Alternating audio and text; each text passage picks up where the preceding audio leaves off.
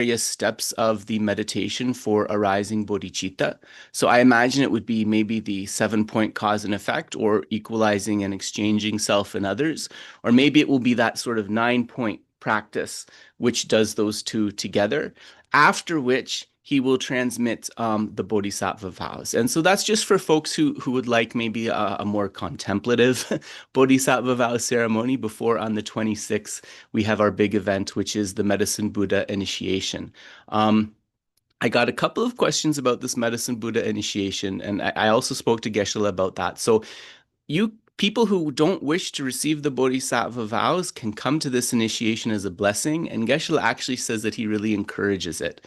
Medicine Buddha has a full set of tantric practices as well as a full set of sutric practices. It's a very accessible practice for people, and he just said, it's a really good deity to connect with, blessings in whatever way people can, just with our world the way it is, and sort of all the problems that there are in the world at the moment. So that's open for anybody who would like to attend. And so that will be in person at the Burlington Public Library on the 26th. But of course, for people who are participating from afar, this will be available via live stream. But according to Geshe-la's wishes, it's just at the moment, right? So it's a live stream, but not available to watch later. One more point. In terms of, also someone asked me about a Bodhisattva vow commentary. Dave has a better memory than I do, so maybe he'll jump in if I'm mistaken, but I do believe Geshe has given a Bodhisattva vow commentary at Lama Yeshe Ling, at least the 18 root Bodhisattva vows.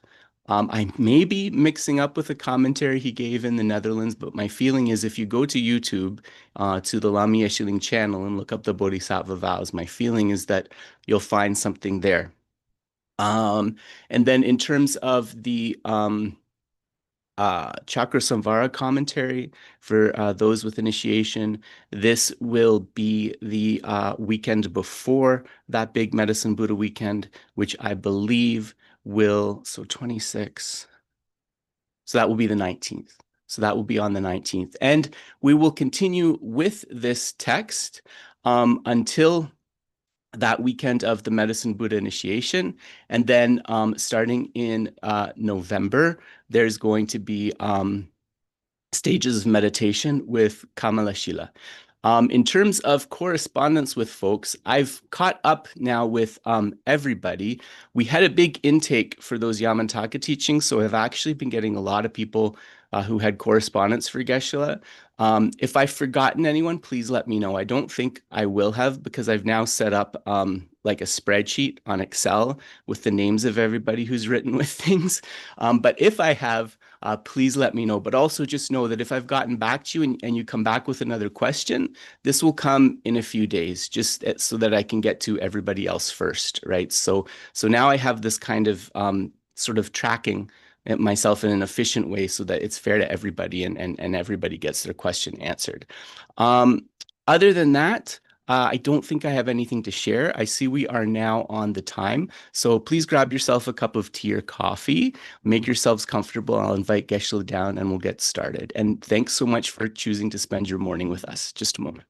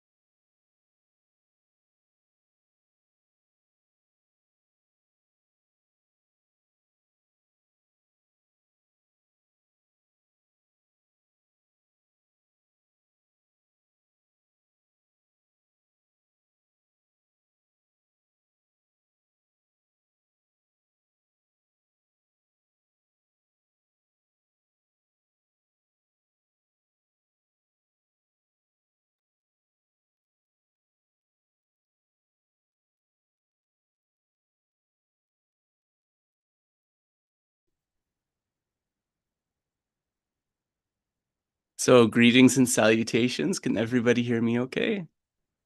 All right. Śāntideva Bodhisattva. Hashidele, may all be perfect. May all be excellent. Can everyone hear Geshe? Okay, great. So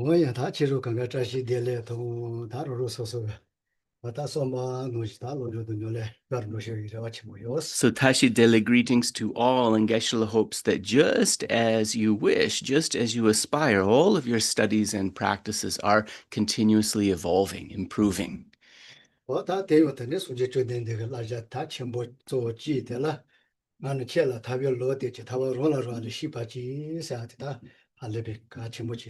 And sort of on this topic, it's really important to remember this proclamation of the Buddha, where he stated that I have pointed out to you the path to liberation, but it is you yourselves who must actualize it.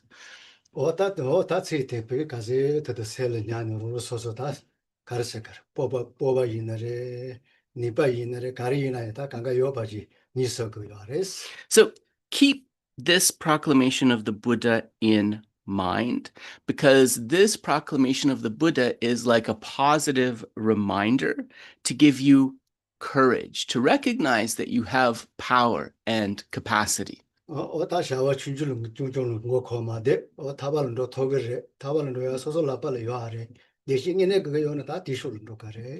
it's a reminder, don't remain completely distracted by smaller activities. Remember that liberation is something that is possible. Gonda tarbatotugire dene. Right.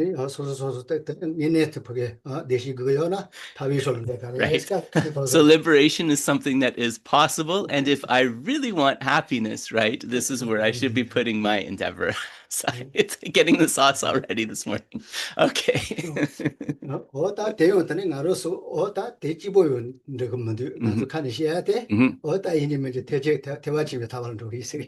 And of course, not just enough to recite this as mere words, and also to remember the context of this, right? That personal liberation is not enough, right? We want to aspire to the Mahāyāna liberation of the Bodhisattva.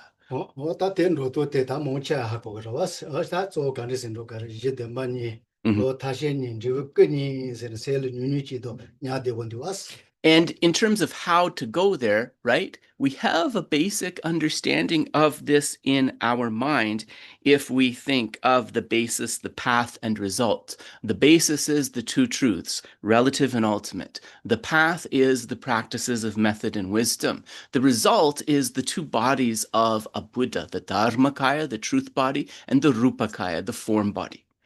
So,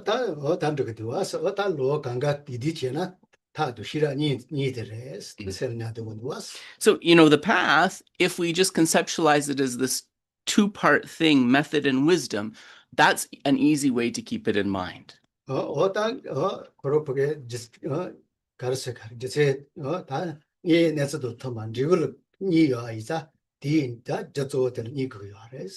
then, because by the reasoning of the way things really are, we have this proclamation of relative and ultimate truth. Gyudenso dempani roa dene. Ale. Yep. Ale, sorry. So because we have this result of the two kayas, or the two bodies of a Buddha, the Dharmakaya and the Rupakaya, it necessarily, two results will be connected with two causes, right? So those are the paths of method and wisdom. Right.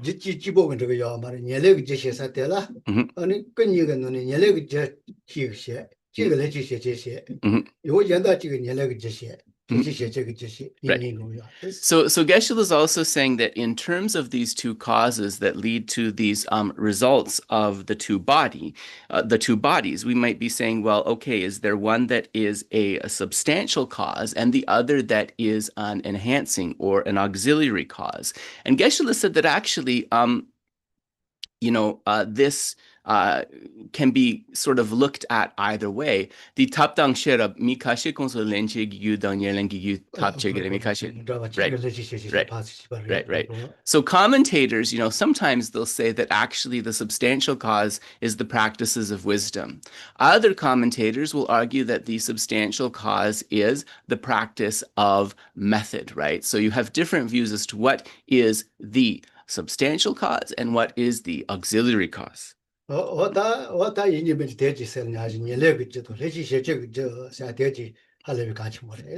so, to keep in mind in terms when we speak about causality, that there is this kind of substantial cause. I've seen this translated as primary, but I don't think that's a very good translation. So there's the substantial cause and the auxiliary cause. And that's another one that gets translated a whole bunch of different ways. If someone has a translation they prefer for lenche, then let me know.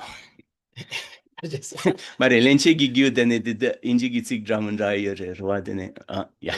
Wata tseri pala shi cheshuji tanda deyo hara segi hara. Jichi koro jichi chiboji gen ribu she toga ribu chukare seni koro so laya ji hara segi hara. And so then, in terms of science, this is a kind of a process of investigation that they are engaging in, right? If we try to trace something down, all the way down to like one cause, is this something that is possible? Watate koro so segi hara se, wate ganzo pato watona, watate kondol chawa kale kashu tere.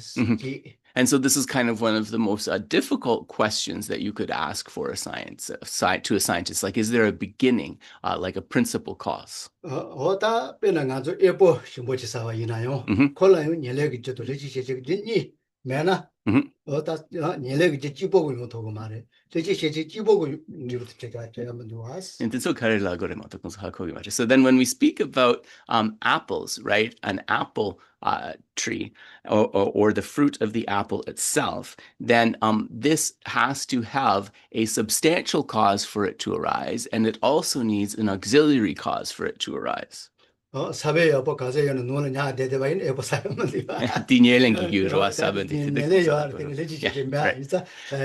example, if you have the seed of the apple, right, we could consider that this seed of the apple is the substantial cause. But if you don't have the auxiliary causes, right, like the water and the fertilizer, we know that that seed just by itself can't bring forth a result.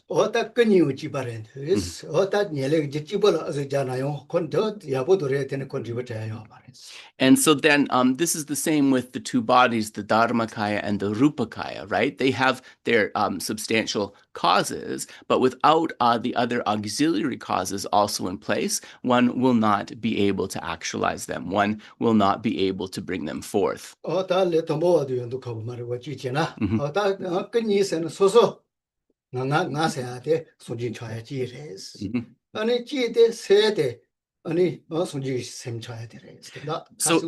So to clarify here, then, in sort of an easy way, we might ask, well, what are these sort of two bodies and what do they stem from? So one way that we can understand this is this that we call the self or the I. This becomes one of the kayas, the bodies of a Buddha. And then that we call the mind or my mind, this is an aspect that becomes another body of the Buddha. So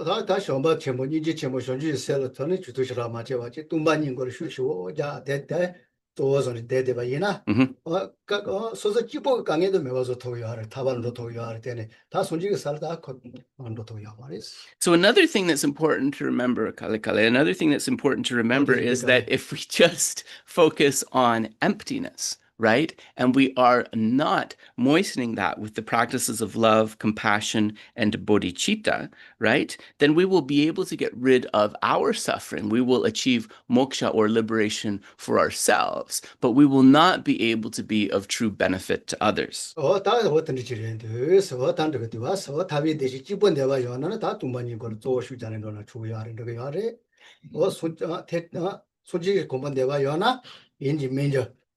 Kale kawa chi chama de sosa kesa chiso. Kale ka drug this that so the coke drug do sorry this one Kale kale ko ko mane. di hagosun. What mani jibon gal shu jan no ta de yares. Yeah. So then if one is seeking just the bliss of liberation, just the peace of liberation for oneself, then that exclusive focus on emptiness, right? This is acceptable. But if one practices in that way without the method practices, one will not be able to reach the state of Buddhahood for the sake of all sentient beings. What does you did judge about drug do? Or does answer you do with the episode of drug do? They so did you combo go and do so much time or what's what you are in a major law Tashinikal Mando Sayo.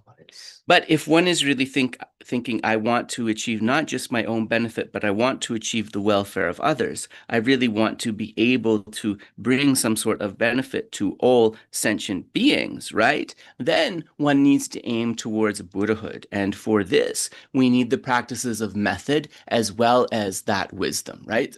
Oh, I thought more trust in it and get educated to the cell and let them boy,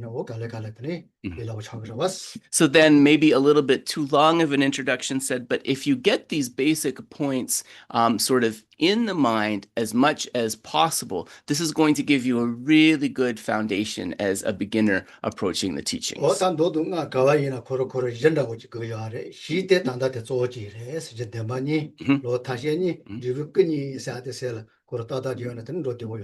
So, both from Sutra and Tantra, if we have this kind of basic formula in our mind, these three sets of two, this is going to be very helpful. So the basis, the two truths, relative and ultimate. The path, the practices of method and wisdom. The result, the two bodies, Rupakaya, form body, and Dharmakaya, truth body. So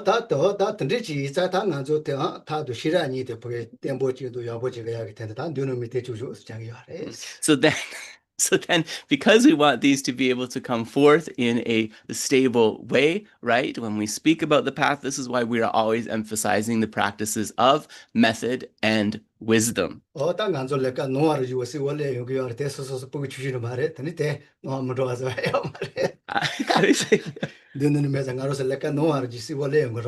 Norware. Yeah. Loso.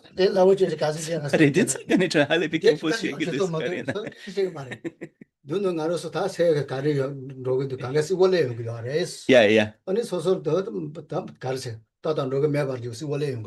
Right. So Geshe said that one thing he'd like to encourage you to is that when this becomes clear in your mind, it's also going to require clarifications when one is falling short, when one is making mistakes. And actually, the mistakes that you're making will become clear to you the more that you understand. But Geshe said, don't be like a child who can't handle the slightest criticism, right? This is a constructive process. So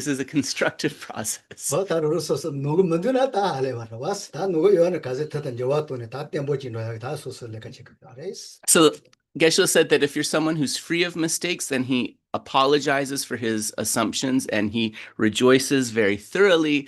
But if through hearing the teachings we do become aware of our mistakes, the constructive thing about that is to identify the areas where we are able to change and to focus on changing those things. Yeah. So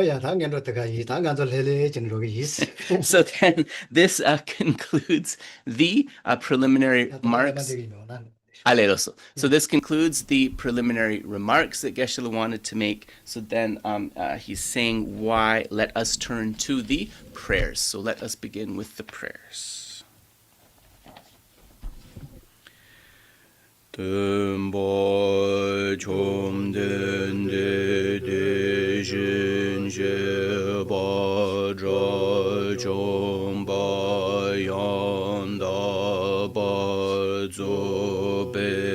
Sangye Jibadang Shabsu Demba Dewa Sheba Jiden Gyemba Kibudu Egalo Gyo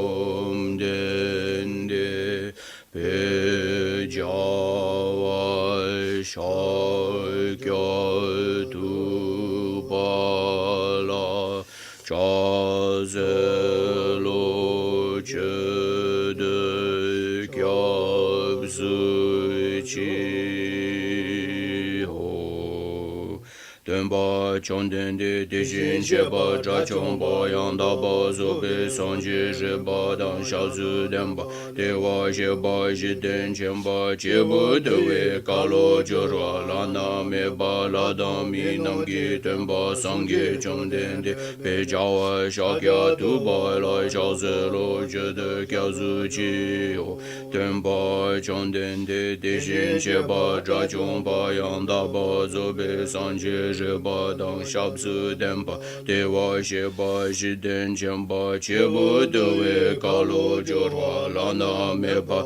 ladan mi namgi tenpa sanje chomden de pe jawa shakya tuba la chase lo chede kyabzu chi ho sa shi pegi joshi me do chan ri ra ling shi ni de gyamba di Sangye jindo me te bo wa gi jogo nanda jin la cho ba jo I dang guru ratna mendala kan niryataya. Refuge and bodhicitta. Chedon sogi chenam la changchu bardu dani kyausu chi dagi chenyen gi be sunam gi drola benjir sangye droba sho Chedon sogi chenam la changchu bardu dani kyausu chi dagi chenyen gi be sunam gi drola benjir sangye droba sho Chedon sogi chenam la jangchu bardu dani kyausu chi dagi chenyen gi be sunam gi drola penjir sangye droba sho.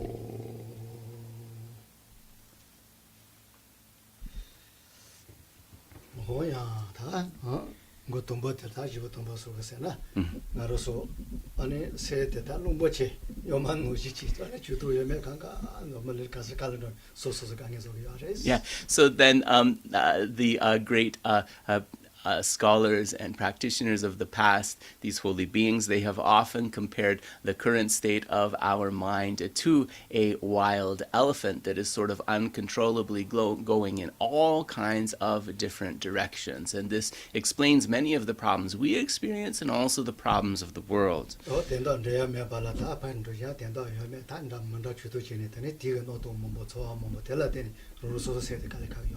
So, you know, we set out to accomplish all sorts of things. We put our attention into all different sorts of situations, and we kind of just engage with everything in this really like disorganized, uncontrolled way that causes us to become overwhelmed. And when this happens, we have these namtok, these projecting or false thinking minds. On that basis, then, there is a stress and suffering that arises.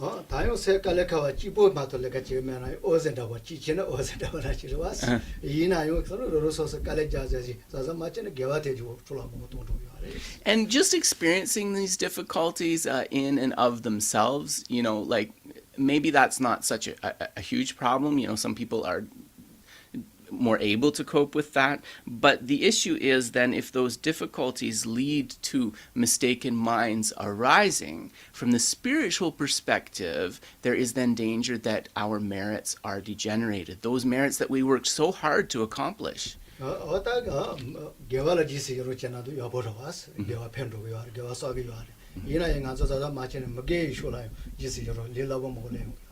And another thing to pay attention to here too is the object of our rejoicing. So, of course, when we rejoice in what is wholesome or virtuous karma, then this can help to enhance the power of that karma. This is a positive thing. But because of the influences of the afflictions, then sometimes also we could rejoice in negative or unwholesome activities and results. And this creates, right, negative karma. 어다 세 던지고 넘버치다 다와드 가사 갈치도 메바 또 주여멜라 파마도 와지 강가 지루루 진세 농지 코로 류마테 세 농지게서 디세 뭐 그런 걸 자기 손바친 결례진에 대해 So not wanting this kind of elephant-like mind that is stomping in this disorganized way in every single direction, but instead let us take a moment to try to gather our attention inward. So we stop those outflows of attention, gather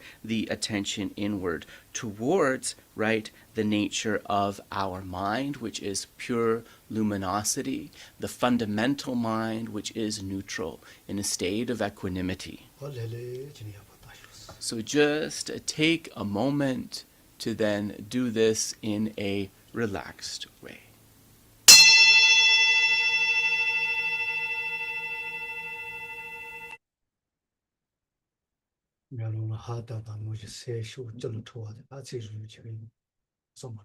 So we talked about gathering the mind inward. Geshe is giving the visual image of breathing ha on a mirror, and that condensation that spreads to the 10 directions, gradually condenses into that single point in the middle.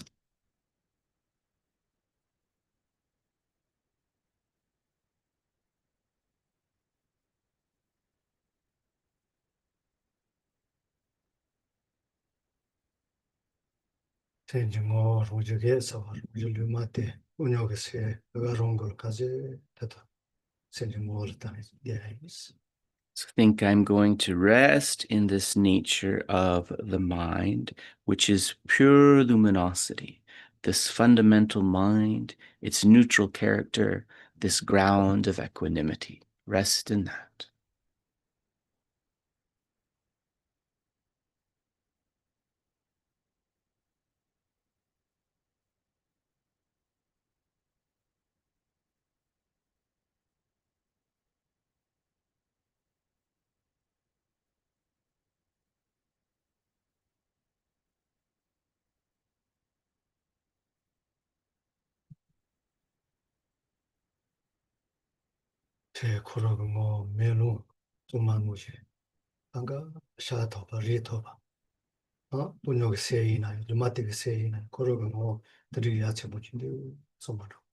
And think that this mind, once again, because it is like a mirror, it is able to reflect, to cognize any phenomena, any object of knowledge that we would wish to understand. Even though we said it is neutral in the nature of equanimity, it also possesses this extraordinary characteristic.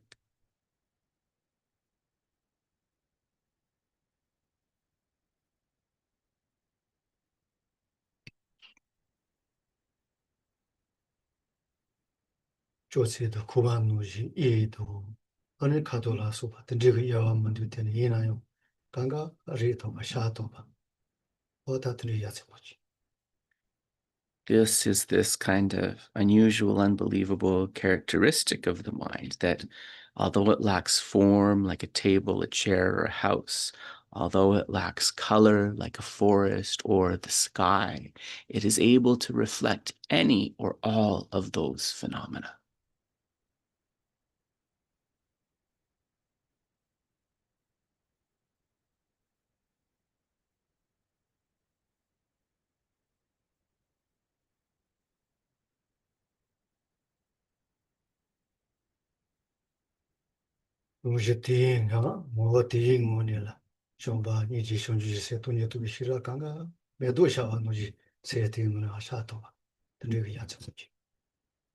And because of this capacity of this mind, rooted in its fundamental nature, let us plant the seeds and grow a garden of rich realizations of love, compassion, bodhicitta, and the wisdom realizing emptiness.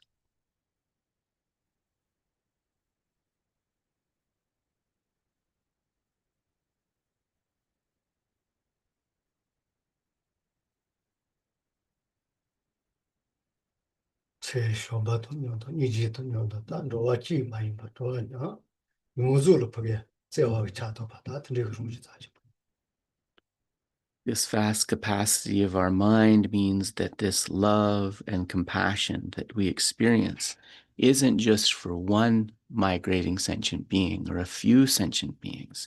It can encompass all sentient beings in this attitude of loving concern.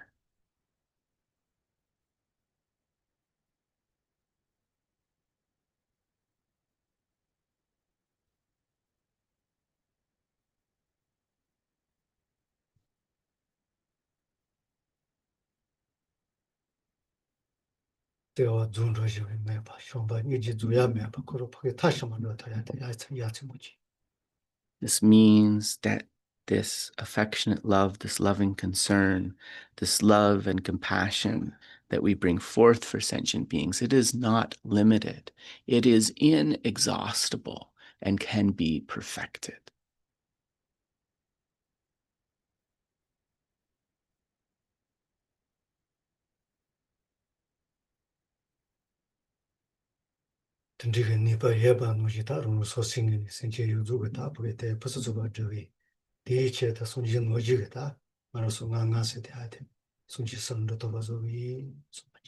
So think that understanding I have this power, then I want to bring forth the capacity to be able to help all of these numberless sentient beings in the most excellent way. In order to do this, may the I, may the self, actualize the state of Anuttara Samyak Sambodhi, complete and perfect Buddhahood. Meditate on bodhicitta.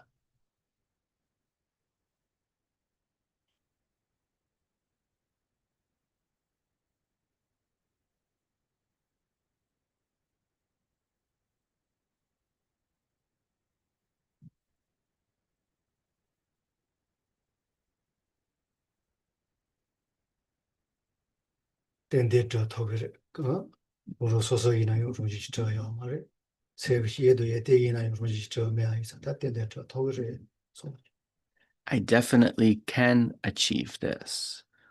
The self, the mind are not inherently existent. And similarly, any mental faults, any positive mental qualities also lack inherent existence. Therefore, change is possible, the change to reach the state of enlightenment.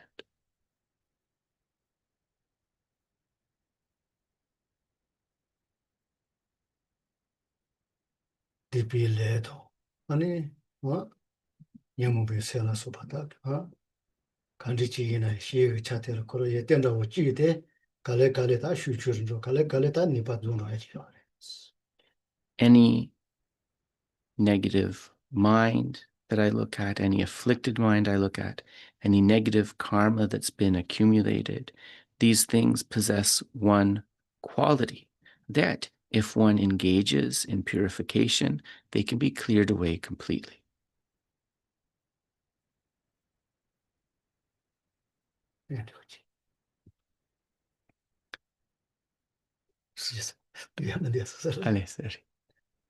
So, oops, we'll pause there.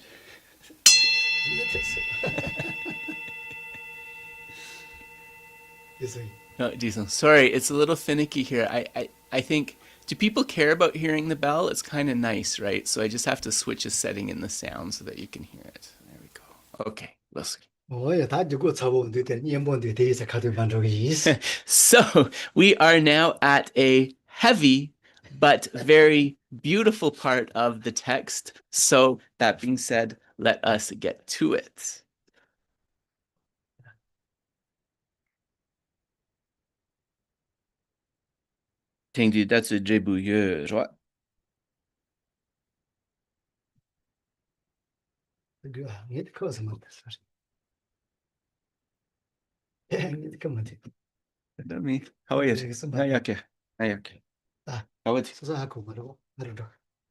So Geshe forgot his text.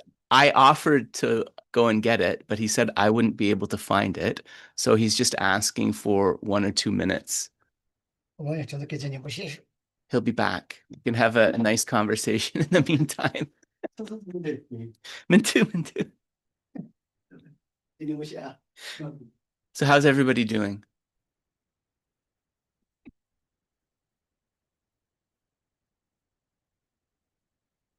Great. Oh, that's nice to see. I love how Geshe so frequently points out the fundamental nature of the mind at the beginning of these teachings. Yeah, and then absolutely. And then from within that generate bodhicitta. It's really special. Absolutely. I think sometimes if we don't take that moment to go into the fundamental mind, what we're doing is we're trying to like kind of paste these positive minds on top of whatever else is going on. And that's going to be like a lot less satisfying, right? Yeah.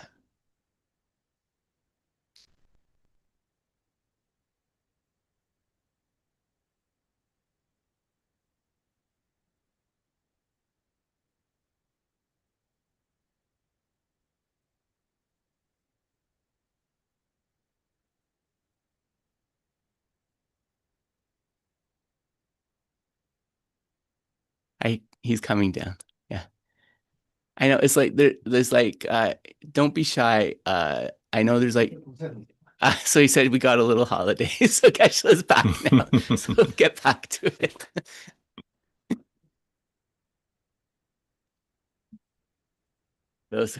Oh yeah. So where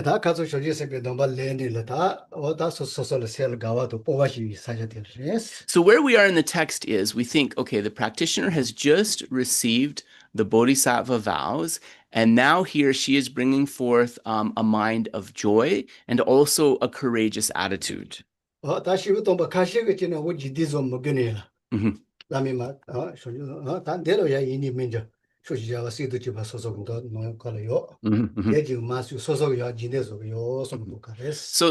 just said, there's different ways that different commentators talk about receiving the Bodhisattva vows. So the mood of Śāntideva is that, when we're doing this, di lama yuna mena chibachi kyanse takuro.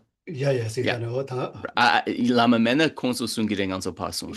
Yeah. So the gist of Śāntideva's approach is this. We have to visualize the Buddhas and the Bodhisattvas of the 10 directions in the space in front of us as witnesses. And then, we can take it with a preceptor repeating after him or her. But if there is not a preceptor there and we're doing it based on the visualization, we imagine that the Buddha recites the verses that we repeat to receive the Bodhisattva vows. So Geshe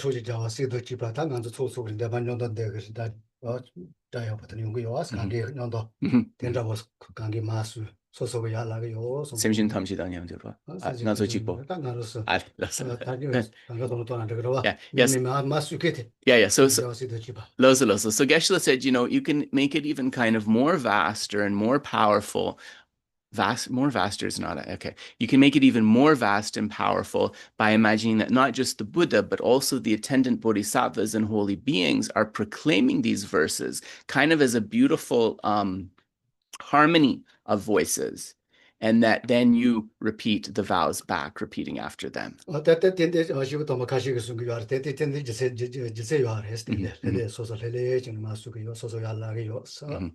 Geshe said, many holy beings, not only the author here, are emphasizing to imagine that you hear the verses recited to receive the vows and that you then repeat them back to the holy being. So he thinks there's definitely some deep reasons behind this approach.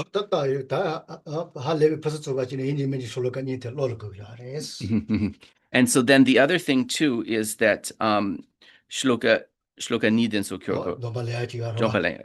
Yeah. And so then, of course, also when we receive the Bodhisattva vows, it's very important to recite the two verses together. Yeah, Jisung. So I just want to say for people who are confused which verses, that's verse in the Bachelor 23 and 24. Oh, yeah, yeah.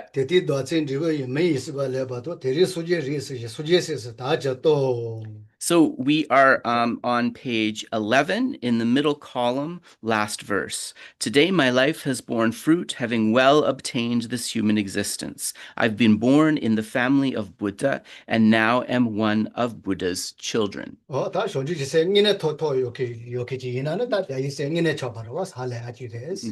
So then if one is Right. So this is in the case of those who on the basis of receiving these are able to bring forth the true mind of bodhicitta, right? And that is really a fruit of human life.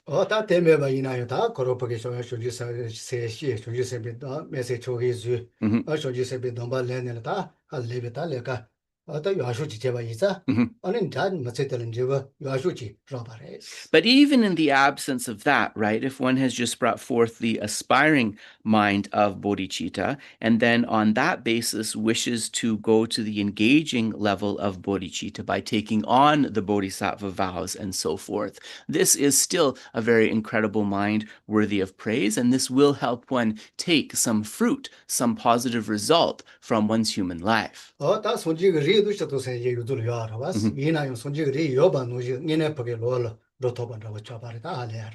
So, as we've said before, all sentient beings possess Buddha nature, but it is on the basis of receiving these vows that one is able to travel the path to actualize that Buddha nature. So this is something really incredible.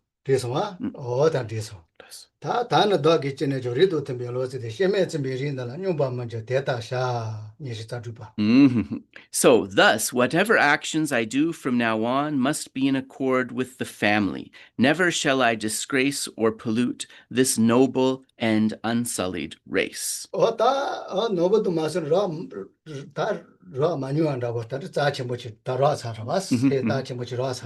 So we've now brought forth this mind, which is incredibly precious. So it is as if we are holding an extremely precious, valuable gem in the very palms of our hands.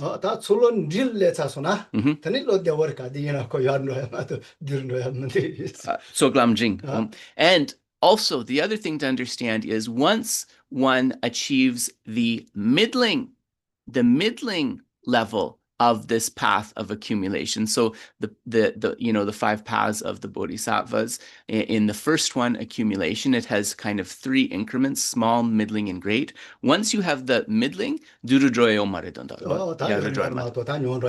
right.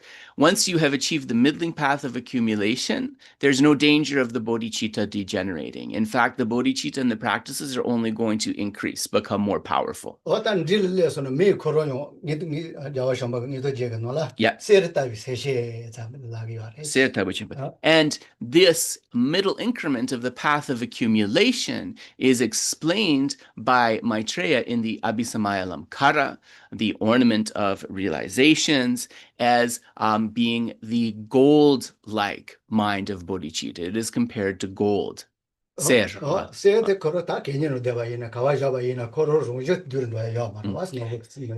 And one of the qualities of gold is said to be that no matter where you store it, even if you store it in a kind of like a very dirty or dark place, the quality of the gold, its luster, is not going to diminish, right? It always remains gold.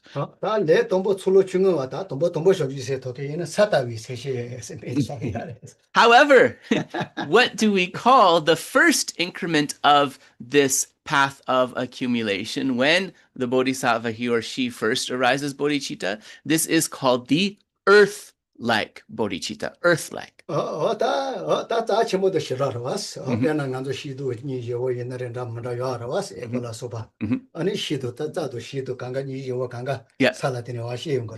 Right? And so why do we call it this? Well, if we think of beautiful apples, if we think of any sort of crop, beautiful trees and, soft grasses and so forth growing, all of these are able to manifest through the kindness of the soil, right? On the basis of the earth.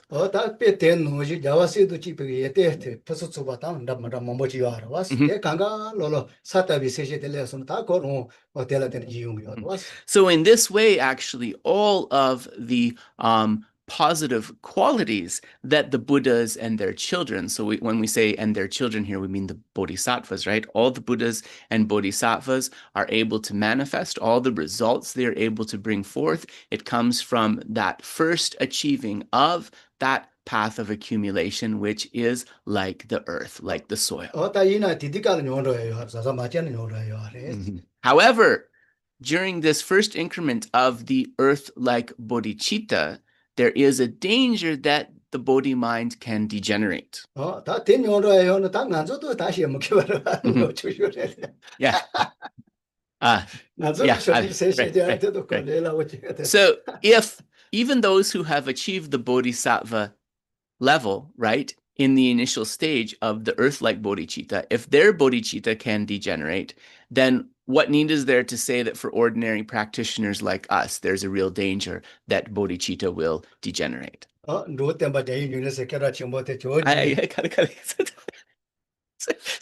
Geshe's like, oh, these things are easy. I'm like, yeah, but they need to go into my ear. So sorry. Yeah.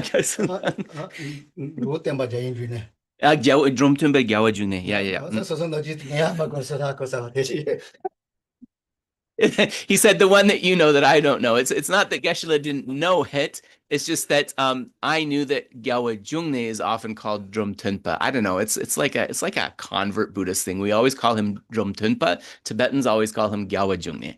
Yeah.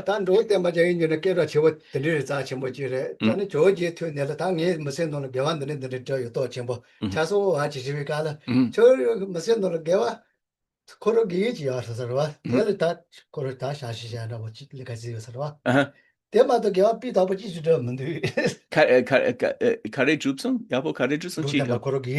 Yeah, yeah.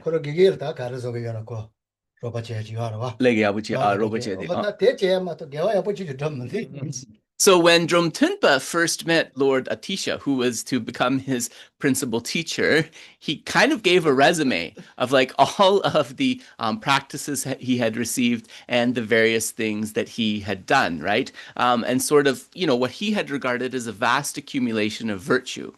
And Lord Atisha listened and then responded to him, other than the kind of devotional service to your spiritual teacher that you performed, you haven't gathered any significant merit at all.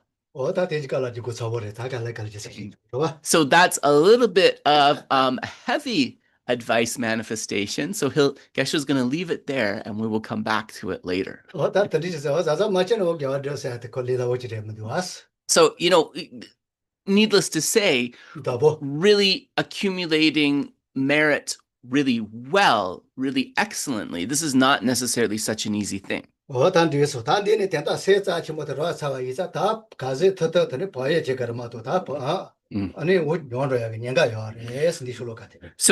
you know, also we can see the next verse is saying, the next verse is saying that having brought forth this excellent mind of bodhicitta, having done that, right, we need to be carefully mindful, because if not, there's a danger that that mind is going to degenerate. And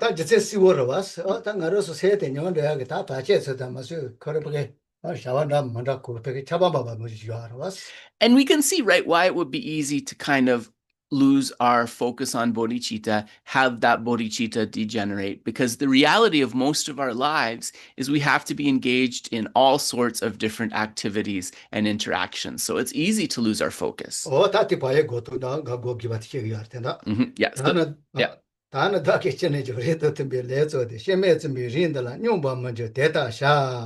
So that is what the next verse is saying. Thus, whatever actions I do from now on must be in accord with the family. Never shall I disgrace or pollute this noble and unsullied race.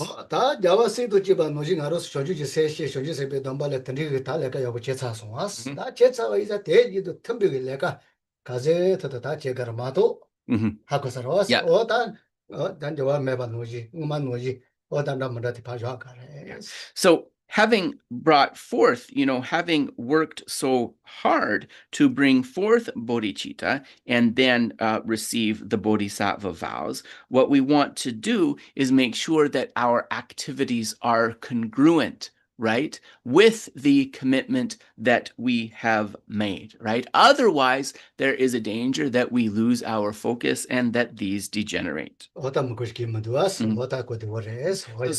Geshe said not so, you know, so difficult to understand really the principle here. So continuing.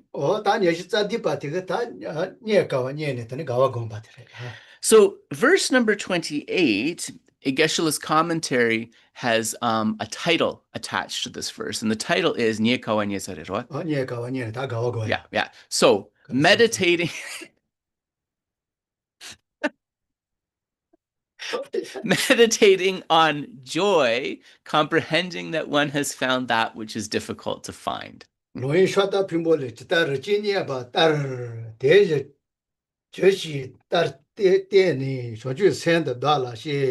Verse 28, just like a blind man discovering a jewel in a heap of rubbish, likewise by some coincidence, an awakening mind has been born within me.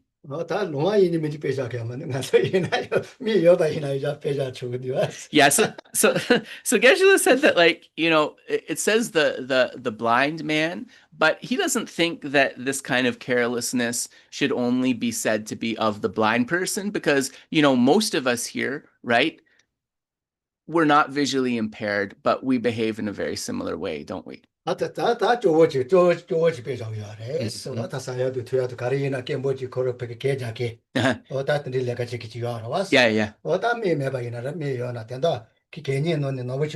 Yeah, yeah.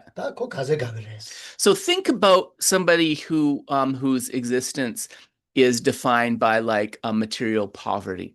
You know, we could say somebody who is in a state of poverty has to work you know, a very difficult, demanding, but you know, menial job, maybe as like a cleaner or something like this. So they have like a lot of difficulties.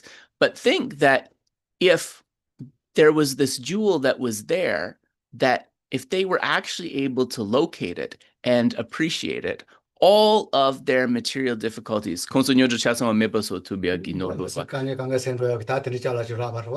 so all of their difficulties would just be able to go away, right? The bodhicitta is like that. Sorry. That's what we have found. We have found something like that wish-fulfilling jewel, the solution to all spiritual poverty with this bodhicitta. So having recognized that, right, then we want to have some feeling of having found something that is precious and the benefit we can come to if we manage to protect it.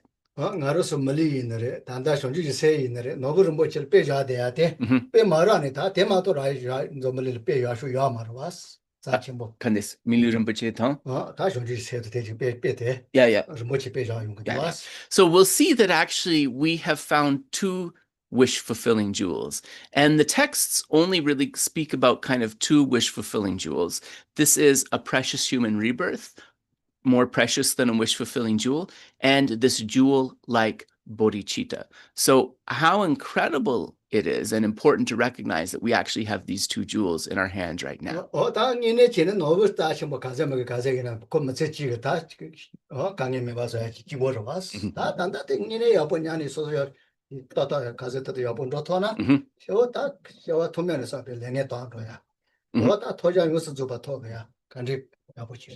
So then, you know, if we think about, you know, a diamond or a sapphire or finding something like that, that is significant for that person in material poverty for that lifetime, right? If it's a very valuable jewel, it can solve their material poverty for that lifetime. But these jewels of bodhicitta, which we have, if we are able to keep them in our mind, their benefits don't stop at the end of this life. Their benefits are going to continue from lifetime to lifetime, helping us to purify all negativities accumulated in countless samsaric rebirths, and helping us develop all positive mental qualities all the way up to enlightenment.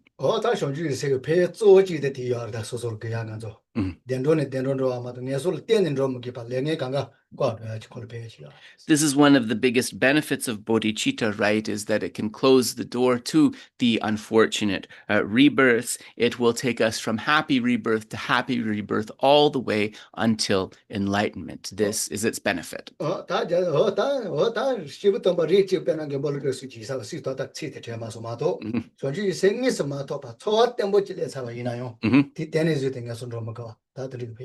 Gumbulundrubina chichena machecho.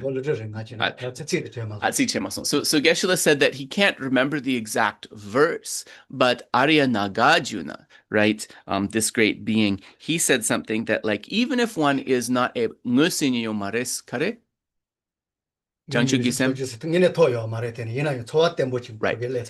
Even if one has not realized or brought forth bodhicitta, but one just has a stable feeling for bodhicitta, this already shuts the door to the danger of unfortunate rebirths. Yeah, so we'll continue. Yeah. So Geshe wants to split the next verse into two parts. So I'll just read the first two lines. It is the supreme ambrosia that overcomes the sovereignty of death. Oh,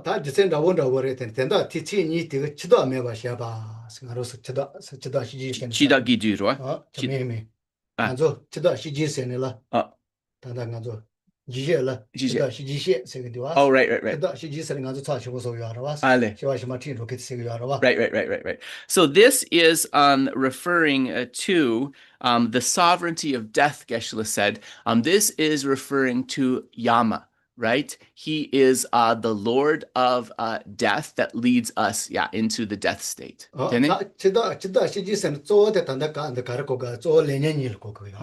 But when we speak of the Lord of death, when we speak of Lord Yama, the Lord of death, what do we have to understand? Yes, we have to understand karma and affliction.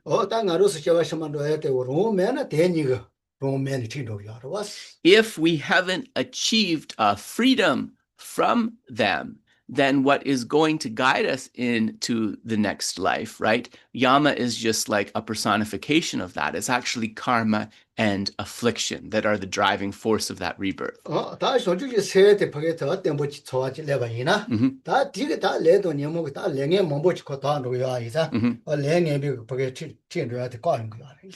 However, once bodhicitta is brought forth in the mind, we talked about its tremendous power to be able to purify negativities accumulated since beginningless rebirths.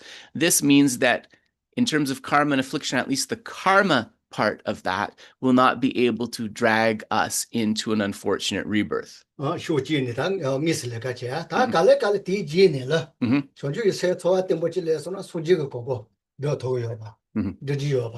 Right.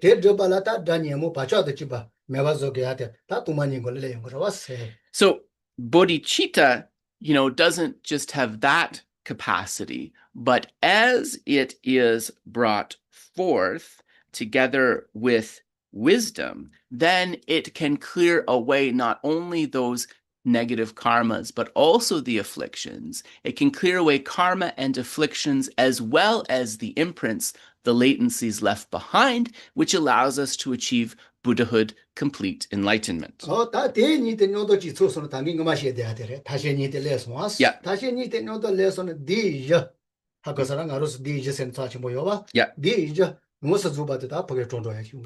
So through these practices of method and wisdom, then, one can be able to defeat every single one of the four maras, the four demons, and reach that state of complete enlightenment. So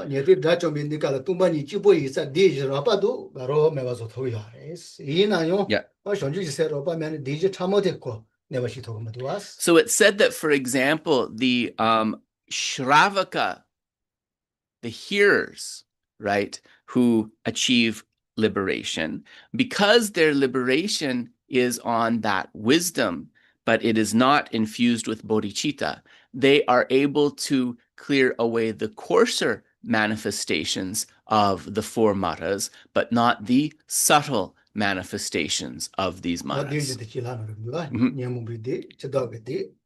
Yeah. So then Geshe said we should say what these four maras are. So they're the mara of the afflictions, the mara of the Lord of Death, the mara of the aggregates, and the Deva Putra, or son of the gods Mara. These are the 4 Maras.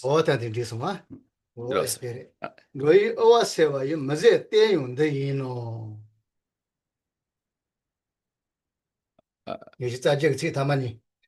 Right. So sorry. So then covering the second part of that verse, it is the inexhaustible treasure that eliminates all poverty in the world. This one, what under was in Yawa Meba, you do the top again, show up Garsekar, yet the person who what you are is that Kangal said what you are. So without exception, without prejudice, it helps every single sentient being to be able to reach perfection and overcome all. Gonda. Konso semshin tamshi kandesro pachegire? Midi, right. Okay, sorry. So a being who is able to bring forth this mind of bodhicitta is able to help all migrators without exception. This one? Oh, yeah, Tanya just a go back. This one? Yeah.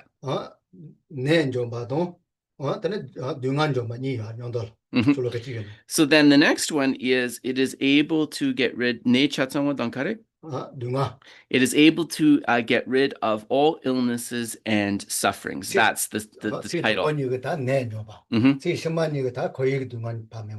So the first 2 lines of this verse, they talk about being able to get rid of all disease. And then the second part of this verse speaks about being able to clear away all suffering completely.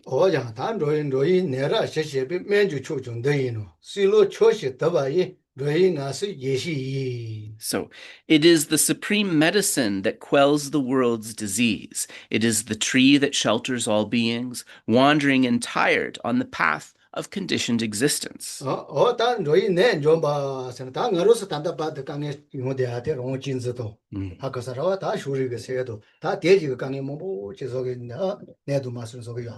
So then, if we think about illness, we can think about it in this way. So much of the illness that leads to our suffering and problems is these illnesses of the mind. For example, prejudice and bias minds, minds of self-cherishing and self-grasping, right? But not recognizing these as illnesses, we continue to suffer.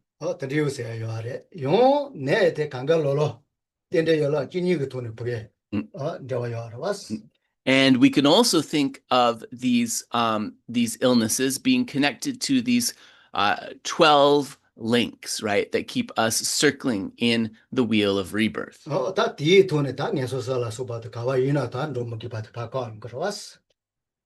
But through this medicine, then, we will no longer be subject to this wheel, and the symptoms of the illness, for example, rebirth in the 3 unfortunate states, this can be cleared away. This one? This one? Yeah.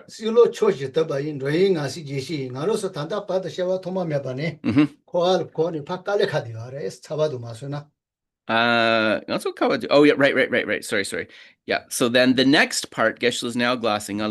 Sorry, Tambo. It is the tree that shelters all beings, wandering and tired on the path of conditioned existence. This one? Yeah. So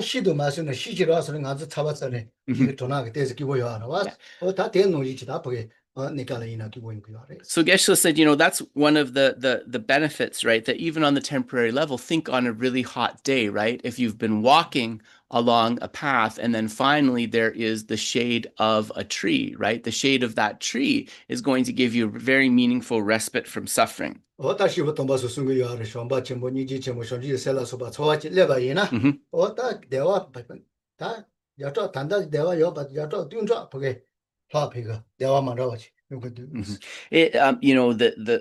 great beings tell us that when we are able to bring forth a true feeling for practices of love, compassion, and bodhicitta, the joy that we experience, the joy of freedom, is so much more powerful than any joy or happiness that we will have experienced before. What is this one? Oh, yeah, Joa tamshi ngendro lam. Yeah.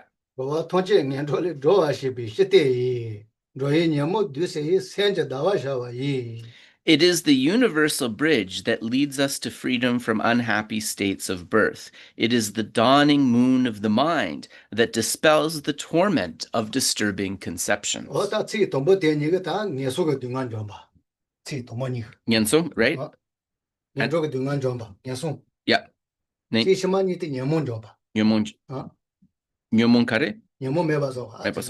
So the first is, so verse 31 has kind of two outlines. So Geshe is looking at a text that gives outlines for each of this verse. So the outlines for the first two lines is clearing away the suffering of the lower realms. And the outline for the second two lines of this verse is clearing away the afflictions.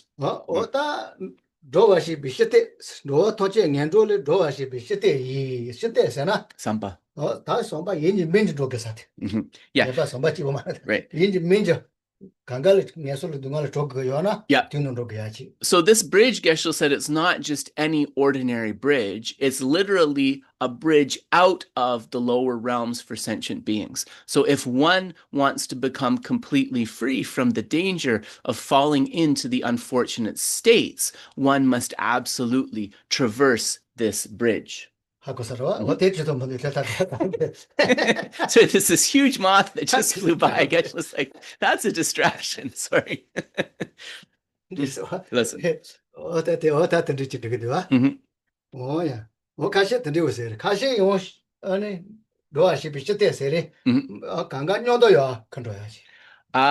So Geshe said some commentators emphasize universal part of universal bridge, and universal means it's a bridge that all sentient beings ascend on together. It's a bridge that we will all journey on together. So it's the universality of bodhicitta.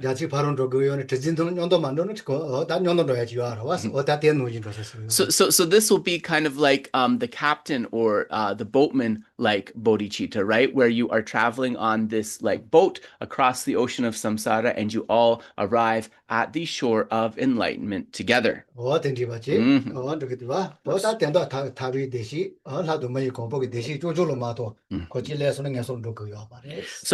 it brings forth the liberation, the happiness of liberation. It brings forth the happiness of rebirth in the fortunate states of existence and so forth. This is the power of this mind.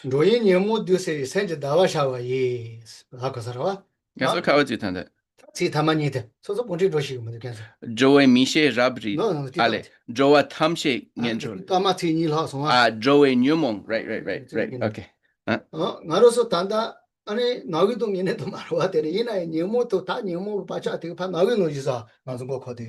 So reading the second part of the verse, it is the dawning moon of the mind that it is the dawning moon of the mind that dispels the torment of disturbing conceptions. So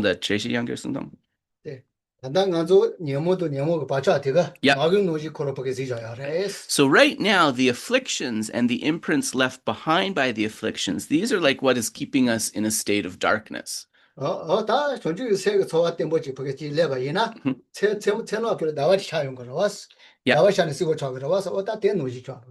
Bodhicitta, though, it is like a moon that arises on a dark night, right? And it can show us the dangerous obstacles to avoid. So it's like a moon, this moon dawning in the mind.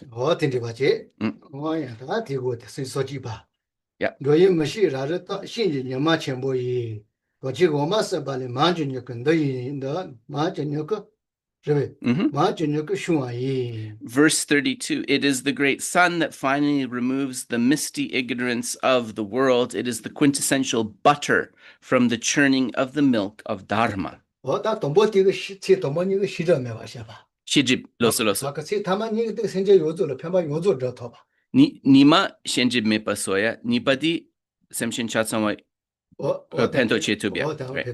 So the sun is the analogy for the benefit of clearing away the two types of obscurations, the afflictive obscurations and the knowledge obscurations. And the second is the quality of this mind being able to bring forth benefit to all sentient beings.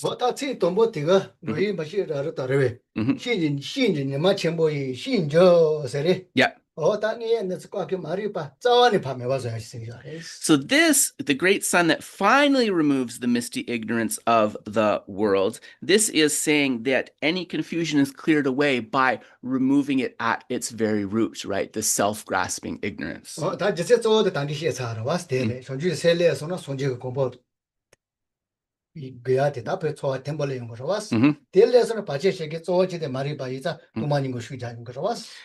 Geshe said that, you know, we could understand it this way, right? That the bodhicitta is coming forth, which is like a great sun, kind of. Nganso jangchu gisem gi nima de la tene sebo mendu sorry. Kale.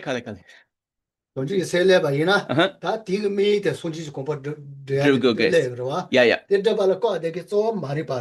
Okay. Yeah.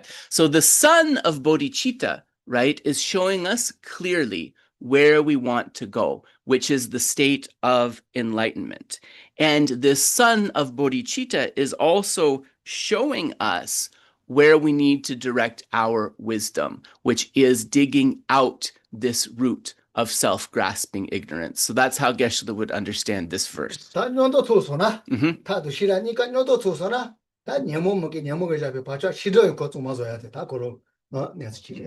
wonderful thing is that if along with this wisdom we practice method, as the Bodhisattva has, not only will we be able to uproot the self-grasping ignorance, which will help us get rid of the afflictive obscurations, but we will also, because of it being nourished with bodhicitta, be able to get rid of the knowledge obscurations. In other words, the imprints left behind by the afflictions.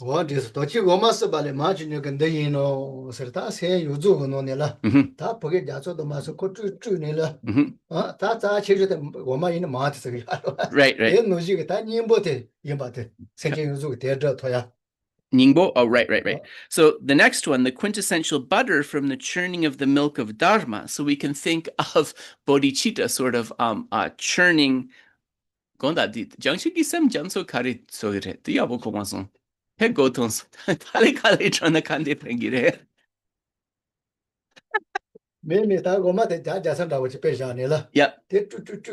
Yeah, Mario gire. Yeah, di hakoson.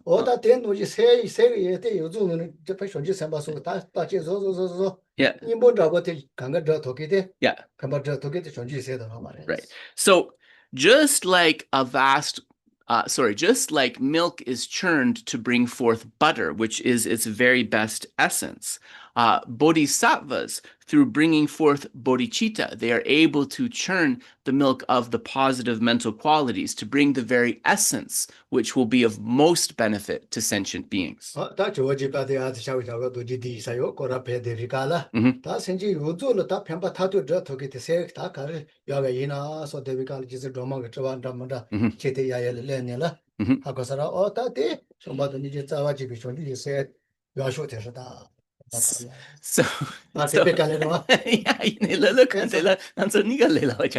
then Lord Atisha, he was walking around the Mahabodhi, the great enlightenment stupa in Bodh Gaya, and he was kind of contemplating and praying, you know, what is the supreme mind that can be brought forth that will be of real ultimate benefit to sentient beings. And it is said that at that time, the 21 taras, many emanations of the 21 taras filled the sky, and they said that there is no mind supreme to bodhicitta for the benefit of sentient beings. So it's important to remember the preciousness of bodhicitta. Yep.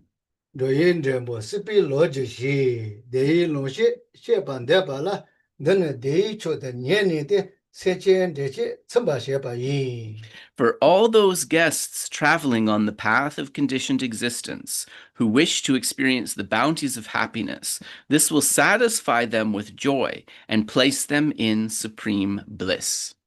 So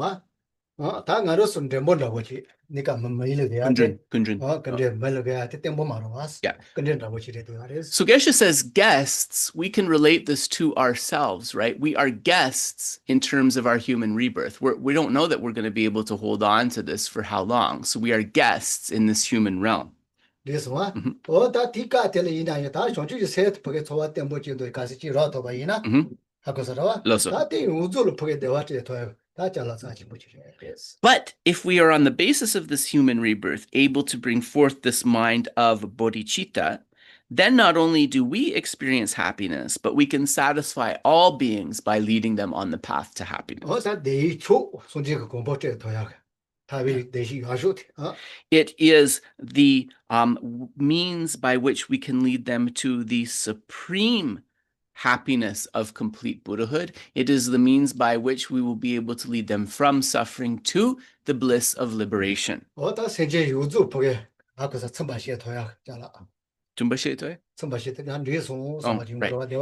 It is a kind of means to lead beings to a happiness which will satisfy them completely. Yeah.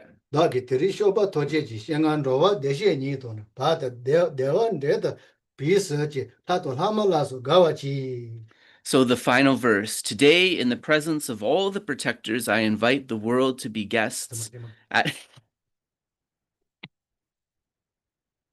I was trying to be respectful of this beautiful verse, and Geshe was like, knock it off with the folded hands. So, okay, I'll knock it off. Today, in the presence of all the protectors, I invite the worlds to be guests at a festival of temporary and ultimate delight. May gods, it's not anti-gods, it's demigods. May gods, demigods, and all be joyful.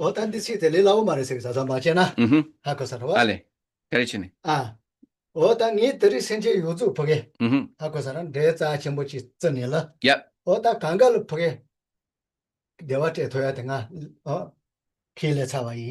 So this is not an easy proclamation, Geshe said. It basically what we're saying here is having brought forth this mind and seen all sentient beings as, precious. I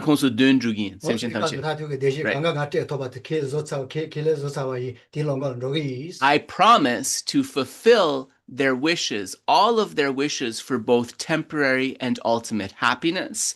This is the promise that I have made.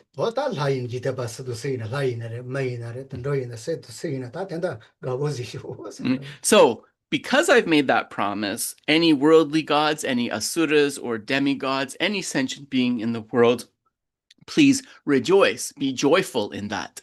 And,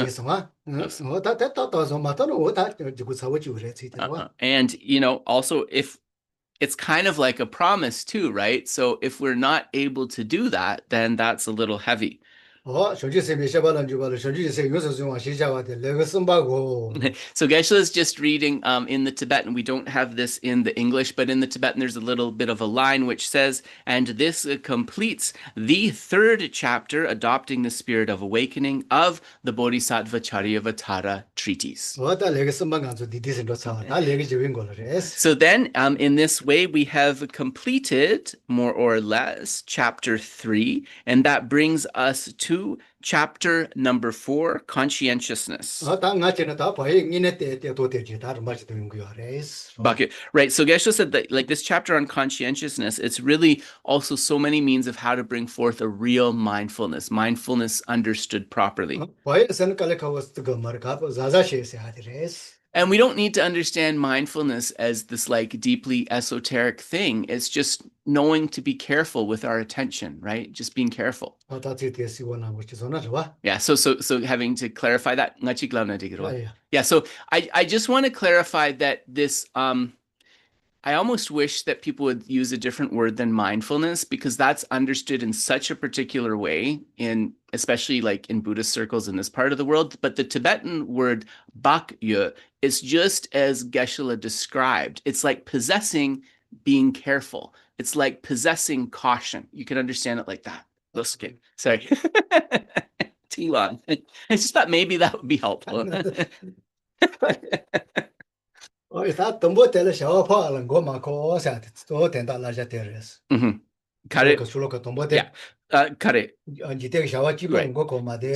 the first verse of this chapter, Geshe is explaining as an exhortation not to be completely immersed in worldly activities. 다리 쇼주세 세시 쇼주세 domba 자치 with 레차 소아 다데 데레 레차와 이사 다데 노지가 레카 체가마도 샤와 추추추추는 거 코마데. So it's an exhortation, right, in a very specific context.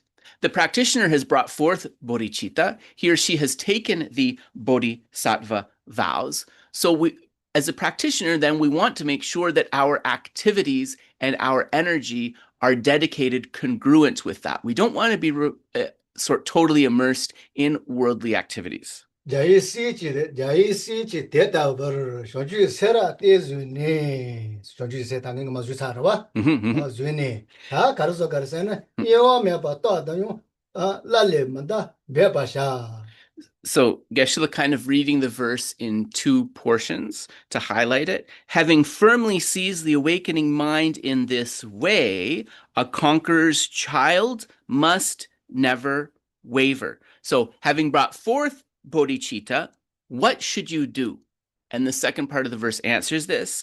Always should they exert themselves to never stray from their practice. 다 쇼주 세 던지 자시 뭐 주사와이나 다 가르를 라자를 라쇼 라발을 만다와 샤쇼 생도스. So this is also kind of laying out what's going to happen, having brought forth bodhicitta and wishing to guard this mind, then what advice of training is there, right?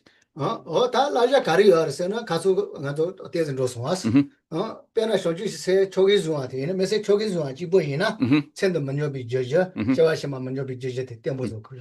And so Geshe said that we already talked about this a little bit last week and the week before in the context of those who are bringing forth wishing bodhicitta with the promise, right? For the practitioner who's bringing forth wishing bodhicitta with the promise, they are doing their best to avoid 4 causes of degeneration of bodhicitta in this lifetime and 4 causes of degeneration of bodhicitta in future lifetimes. So Geshe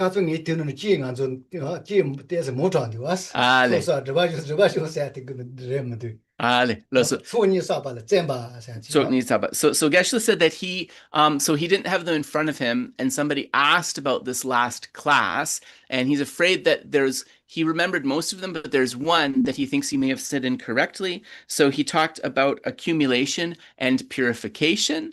So this was actually not how it appears in the list. It should speak about exerting in the 2 accumulations of merit and wisdom. Yeah.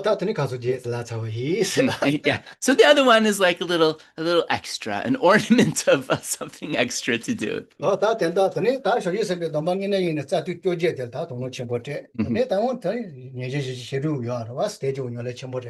And then, of course, having received these bodhisattva vows, how should we proceed? Well, we want to familiarize ourselves with the 18 root transgressions, especially, and try to avoid those, as well as the 46 secondary transgressions.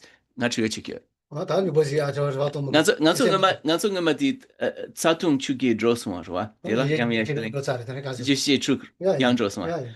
So Geshe believes that he has taught on both the 18 root transgressions and the 46 secondary transgressions here at Lama Yeshe Ling. So if you're curious about that, if you go to our YouTube channel, you should be able to find it. But Geshe said, another explanation, more, if you want more, this can come again in the future, but lots of things to cover, so no rush.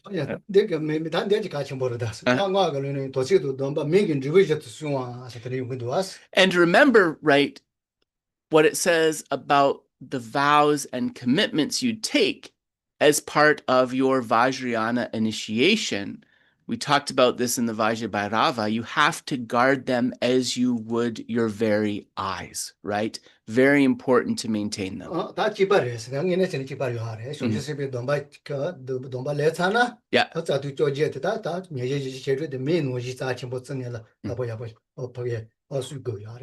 So, that's not just the case with the tantric vows, but also the bodhisattva vows that we take. When we take them in the full way, we want to protect against these transgressions, the 18 root, 46 secondary, like we would our eyes. 이네 댄서 다다 저트기 말에 컨세 취재당 집시 취 괜히 펫미 쇼야 칼레 가버려도 That's good. 그래서 집에서 바저 좀바 공연바 공시 레바 마도바 되는 도자시 좀 샤고 마도시 샤고 마도시 샤고 동시 다비리. In the case of reckless actions or of deeds not well considered, although a promise may have been made, it is fit to reconsider whether I should do them or not. Yeah. So this is asking us to be discerning of promises, right? Promises that are suitable to make and promises that are unsuitable to make. Yeah.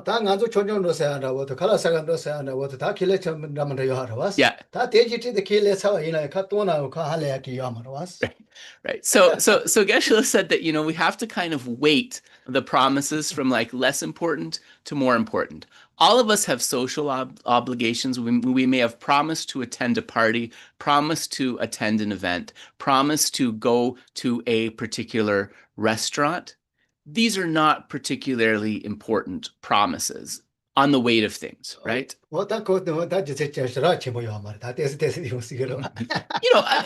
Generally, it's nice to keep if we can, but there's not a huge reason that these promises are particularly important.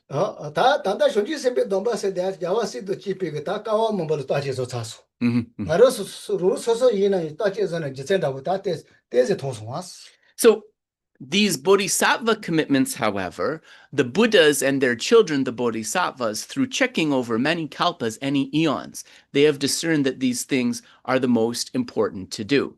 But also logically, right? Through our own intelligence, we can discern that these are quite important commitments.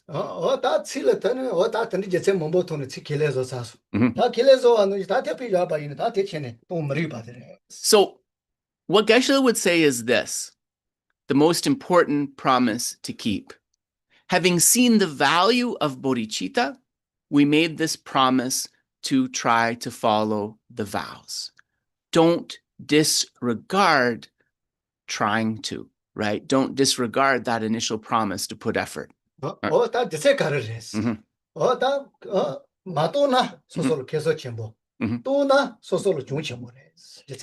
The reason is, if we are able to maintain this commitment of bodhicitta, we will only come to benefit.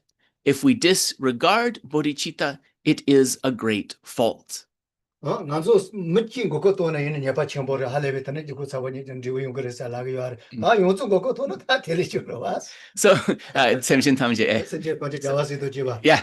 So Geshe said that, in civil law, if you were to promise somebody to do a job in a contract and you didn't fulfill those promises, you could pay a fine, right? You pay a serious fine or face some kind of consequence.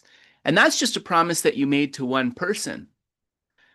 Promising to bring forth bodhicitta is a promise that you made to the Buddhas, to their children, the bodhisattvas, and to all sentient beings. So it is a promise that involves many sentient beings. So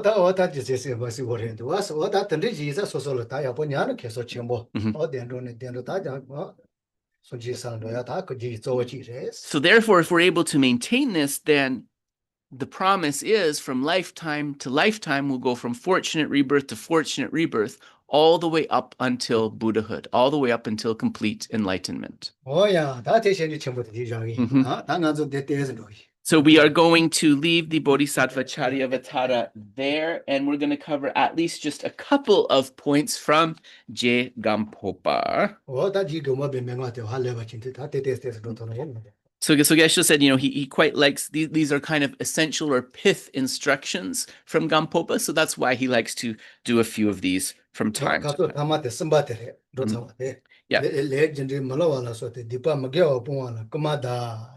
Yeah. So then we stopped. So we are on page 6 in the translation that I have, 10 things to inspire yourself. And Geshe was just saying last time we completed the third one. So I'll just read that again. Reflecting on the inevitable consequences of karmic actions, inspire yourself to give up misdeeds and non-virtue.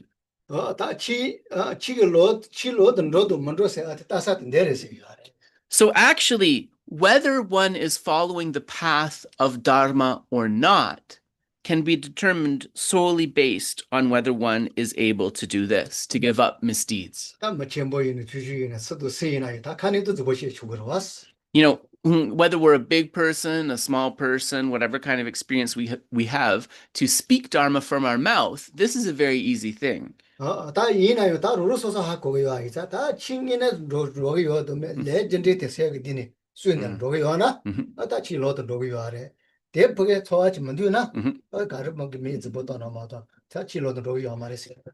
This can also help you in your discernment of your own actions, but also your discernment in terms of those who claim to be practitioners or teachers.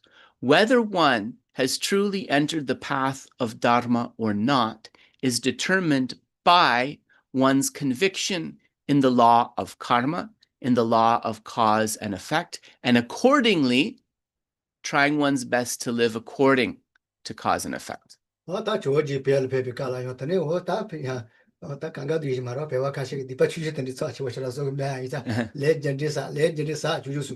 Yeah, so, you know, when Lord Atisha first came to Tibet, I think that Geshe was saying the Tibetans were quite lax, and they thought, oh, it's a misdeed, but it's just like a small thing, so don't worry about it. So one of Atisha's sort of constant pieces of advice was, there's nothing more significant than karma. There's nothing more significant than karma.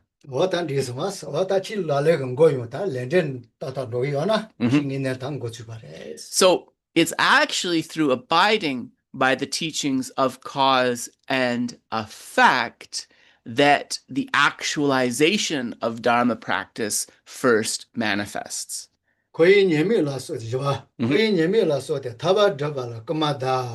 Next one, reflecting upon the negative characteristics of samsara, inspire yourself to attain liberation.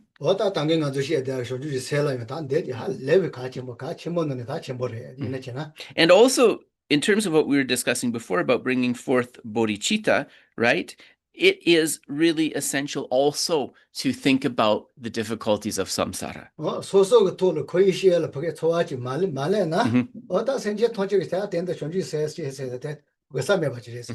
It's actually said that if one doesn't have oneself a deep conviction in the disadvantages of samsara, then to bring forth bodhicitta, which wishes all minds, all beings to be liberated from samsara, there's actually no place to grow that mind if we don't have our own disenchantment with samsara.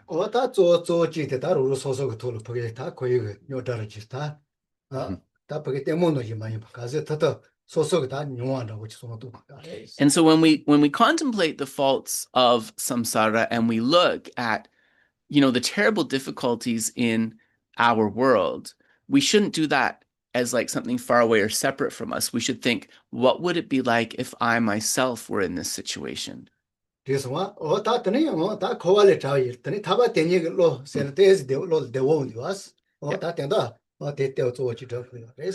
So once this is in place, this disenchantment with samsara, then definite emergence in terms of the mind that definitely strives towards liberation, right? Tarpa dundu nyerwe lo, the mind that definitely strives towards liberation, this will be easy to bring forth. Yeah.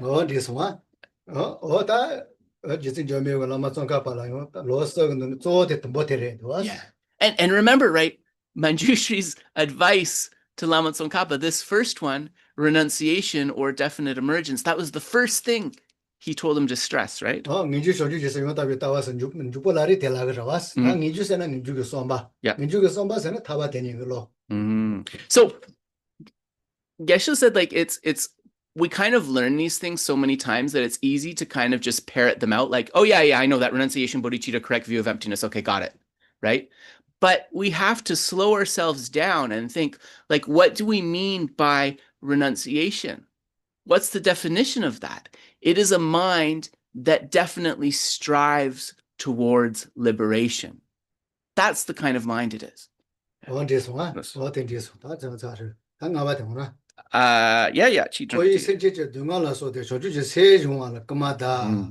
So now the next one, reflecting upon the sufferings of samsaric beings, inspire yourself to train in the awakened frame of mind. So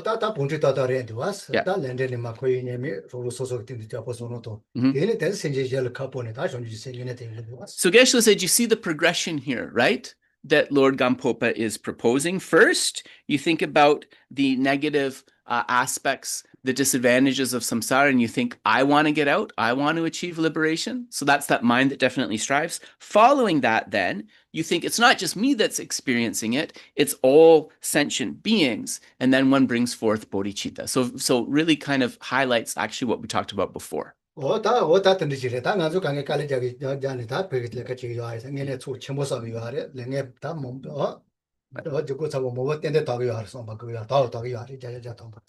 Geshe said also, like, you know, it's so wonderful that we all came together here and decided to put our effort into hearing and contemplating the teaching. But then it's also important to have confidence that the energy that we've put here is something that is beneficial. So to have the confidence that through this, many negative karmas accumulated from countless lifetimes until now are purified, and many powerful merits are accomplished.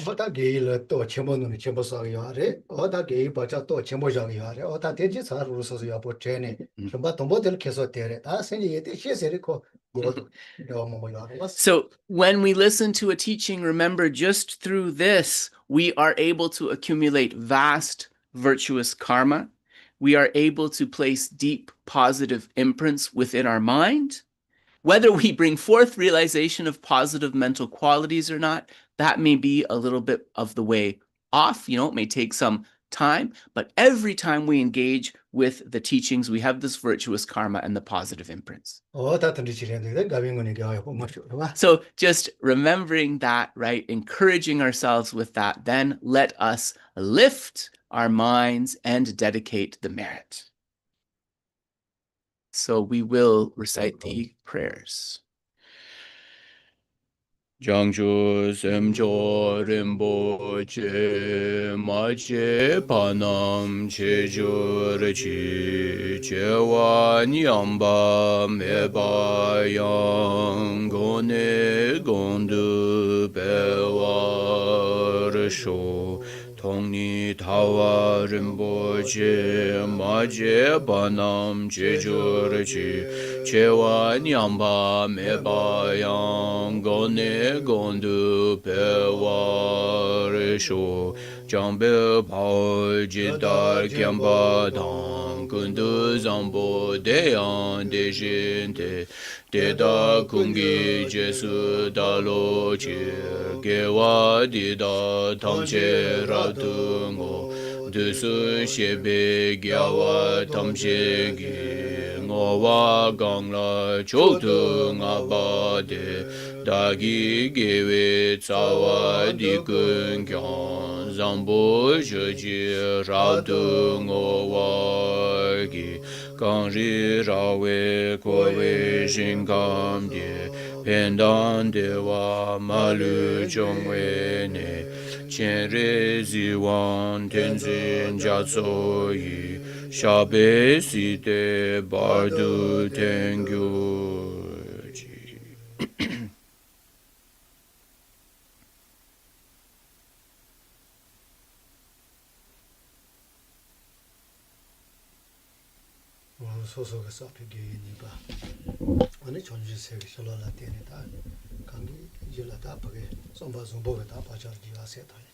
So through the accumulated merits as well as the blessings of the Bodhisattvas, we dedicate these to ourselves and all beings being able to bring forth a mind of loving kindness.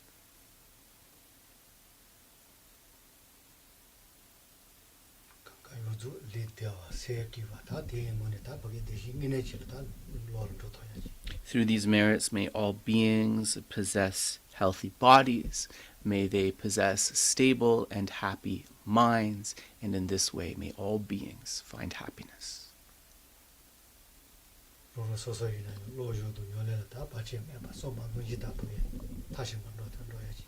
May my own study and practice for the benefit of others proceed without obstacle and be able to reach their fruit of perfection.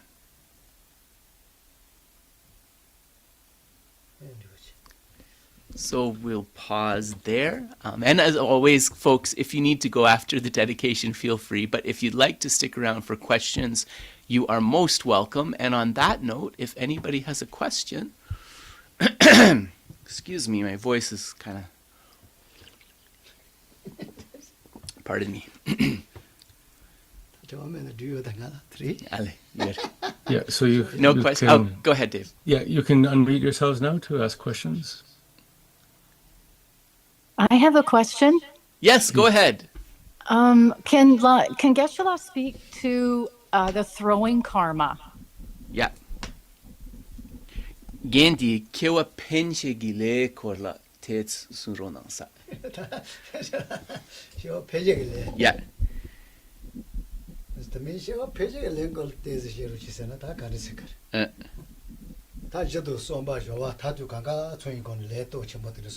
Yeah. Kewa penche gile chagire. So Geshe said something becomes a throwing karma. So in Tibetan, the word is kewa penche gile. It's literally throwing into a rebirth, right? So I think that maybe that's important for folks to know when we speak of a throwing. It's throwing into a rebirth. So Geshe said we can think of it in terms of the intention, the action itself, and the conclusion. If a particular activity has the intention, the action itself, and the conclusion all in place, especially if it's a major action, there's a good chance that can become this kind of karma, a throwing karma. But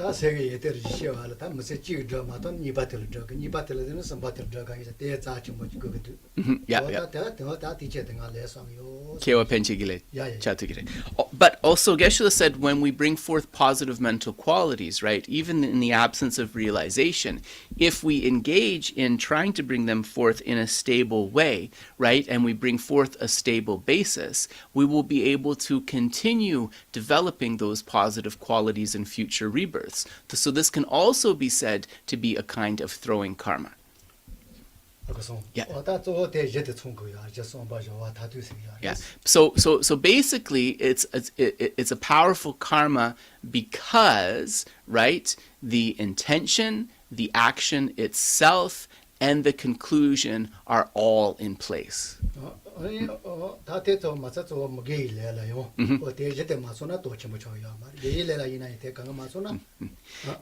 it bears mentioning again, right, that this goes to both wholesome and unwholesome karma, right? So an unwholesome deed is also not going to be as heavy if the intention, the action, and the completion are not going to be all in place. So that goes for both virtuous and non-virtuous karma. Yeah. Yeah. Yeah. Yeah.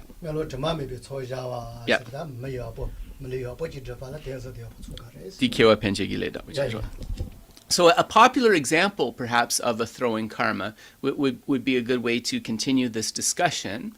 So for those of you who can think of them, I'll just give you 1 second to bring them to mind. So what are the 3 causes of a perfect human rebirth, right? So the substantial cause is pure ethical conduct.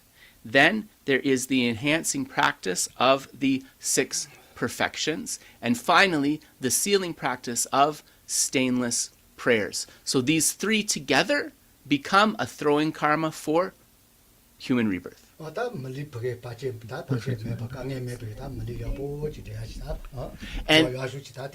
Geshe said because they are all in place, right, it's not just any human rebirth, right? When we have the ethics, the 6 paramitas, and those stainless prayers in place, it ensures a favorable human rebirth with the freedoms and richnesses.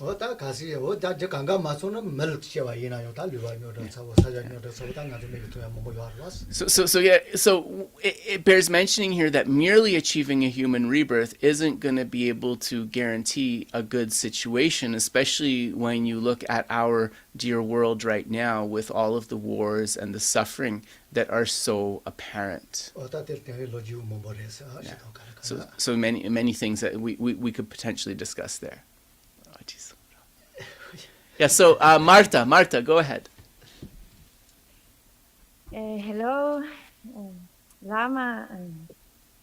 Well, my question is, why sacred places like Bodh Gaya are so important, and what is their function?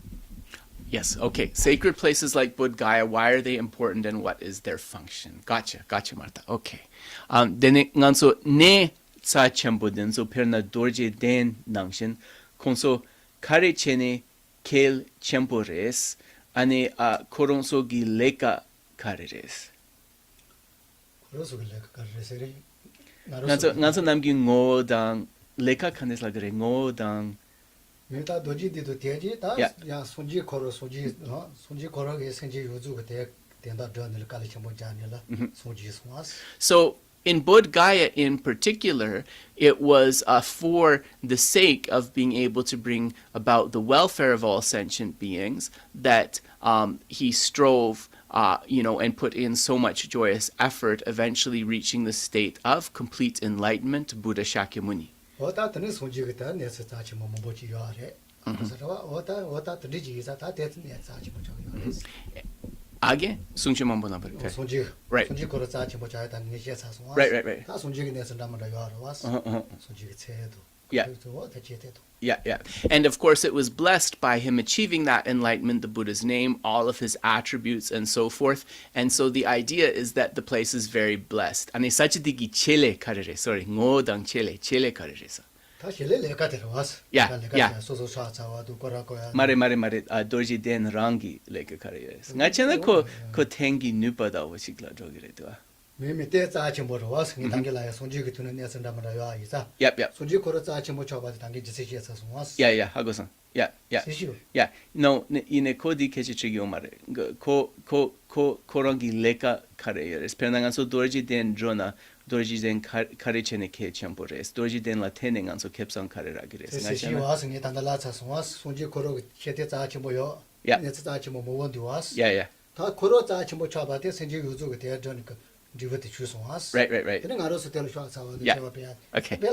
So because the Buddha achieved enlightenment there, and because there are holy objects there, right, such as the Mahabodhistupa, the stupa of great enlightenment, we understand that this is an empowered place, right? The Buddha engaged in his cultivation there for the purpose of sentient beings, right? Dedicated to sentient beings. So for this reason, when we go there, there is great benefit to us. I'm not sure if that answered your question, Marta. I was saying like the function. I'm not really sure what you mean by the function actually. Do you want to clarify? Yes, it's like why we have to go there? So what is going to happen in our lives if we go there? Okay, yeah, no, that's okay. That's what I thought you meant. Okay, so I was right. Yeah. Nanso di dro goye gi gyumsen kareres. Di droela karechene ke champoresa. Yeah.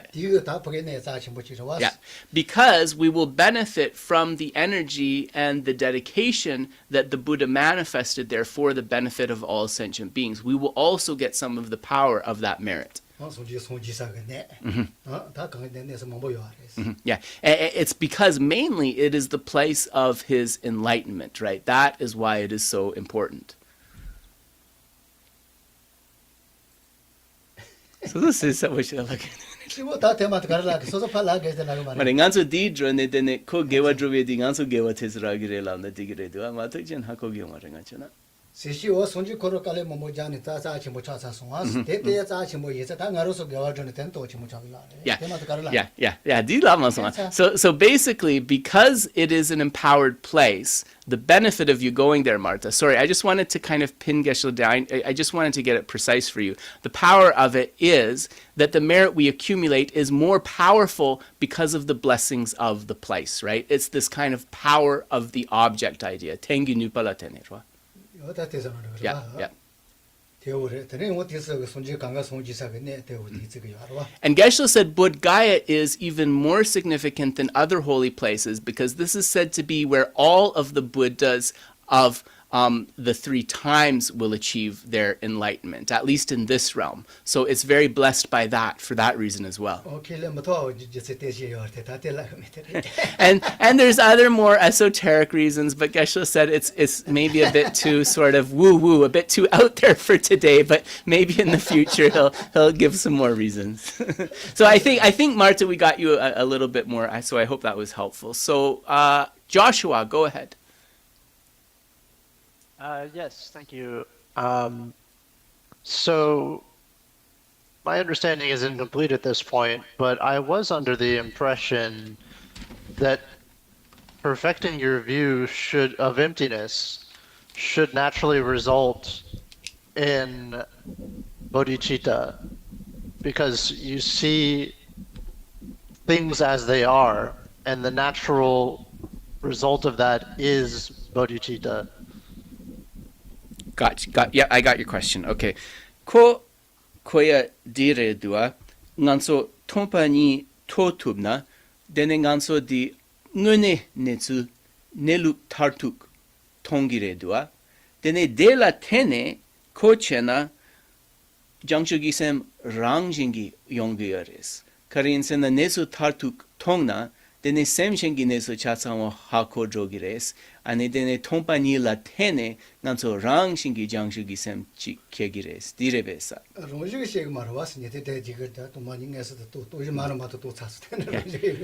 So Geshe said we can't say that the bodhicitta is a natural conclusion of emptiness, because the Shravakas, the hearers, and the Pratyeka Buddhas, the solitary realizers, these beings realize emptiness, and the result of that is not Buddhahood for the sake of all sentient beings. The result of that is their own personal liberation. However, Geshe also wants to say that, like, there's part of what you're saying that is correct, because it is true that when we talk about sharp faculty bodhisattvas, we say that those sharp faculty bodhisattvas start with focusing on emptiness. Yeah.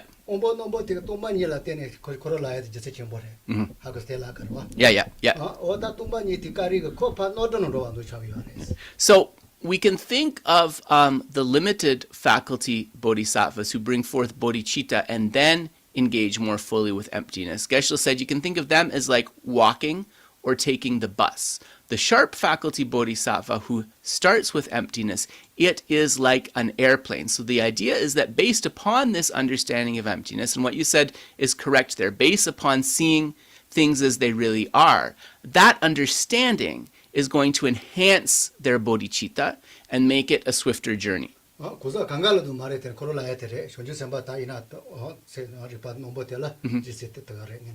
So not all bodhisattvas proceed like that, but these sharp faculty bodhisattvas, they bring forth emptiness, and then on that basis, the bodhicitta that is arisen is very powerful. Yine konso nga tompa ni tosung denden yongires di yongyo mare konso kang sukne tap gi netso drogo gire dua. Yeah. So, but just to clarify here, Josh, they still have to engage with the method practices. Even though they've had that understanding of emptiness, they have to make a deliberate engagement with the method practices still. Yeah, so the nice thing is, they still have to travel the path of the bodhisattvas, right? The 6 perfections, the 10 grounds and whatever. But because they've realized the emptiness first, it's like there's no potholes on that road or cracks in that road that are going to slow them down. It's going to be a very smooth and efficient ride.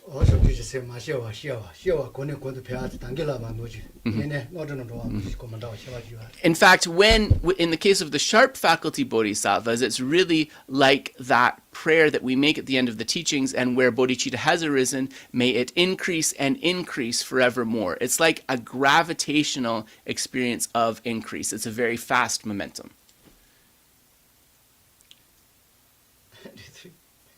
Did it answer your question, Josh? Don't be afraid to come back with something if And I'm also calling you Josh. Is it okay to call you Josh, or do you prefer Joshua? You can call me Josh. Josh is okay. All right. Did it answer? Yes and no. I guess I'm curious then, how does a sharp faculty bodhisattva be a thing? Because, you know, if you're attaining the realization of emptiness first, but you don't have other practices such as attaining bodhicitta, how do you not just go straight to moksha? Yes, I gotcha. Yeah. Tene di yena wampo ngumpo gi jangshub sempa kandes chikres. Ko tambo tompani tokpa chigyeres. Tene tompani nguma jangshub gi semena tompani topna dene jebu di niento dang rangye re duas. Dene di konso tambo tompani ke dene di yang 탑 드로엘라 칸데스틱 연구여스. 말해. 다 건조 다 손질을 또 이지요 같이. 다 자치 못 저기 알아. Right. 다 손질 다 손질 세세는 데 이제 버스 저버더 토게. 자치 못 되는 데리 요아르세. 이제 뭐 자그라 왔어. 로스. 건조 다 땡기네 이나면은 사 손질 걸어도 자치 못 미네 데리 요나면서 건조 더 바상 요아르세. 로스. 뭐? 야. 대들 도바 tel라 때니 다 텔 바치 시키 쪼데스르가. 녀무세다 니네 메와서지도 못도 로스 맞아 말이 봐서 니네 조진도 못도 건조 다지 좀 요아르세. 데네 콘소 탐보네 젠든 루비아 요레 삼소직도아. 로아. 손스세는 손지게 더니 돼야 지요아레 스타워타 대요는 자친 버려 버려 손스 요아르와. 아까서와 이나 더니 니네 지요나 면아서 건조 더 바상 요아르세. 디코치와 말해. sorry. 디코치와 말해. 소소 징할치 들어와대 또소. Ale, mare. Kochiwa di konso tambo tompani topna roa nientundang rangir madroe gi gymsen kareres.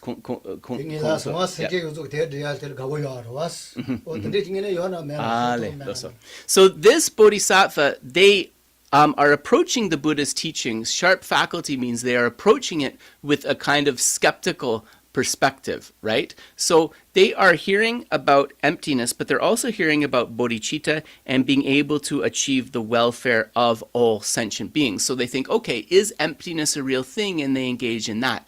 But they are also thinking, is bodhicitta and the mind which can lead all beings to enlightenment, is that also something that's real? So although they realize emptiness first, right? They still have a faith in a bodhicitta. Konso niento madroegi gymsen kareres lavna wampo numpo denso data lavna?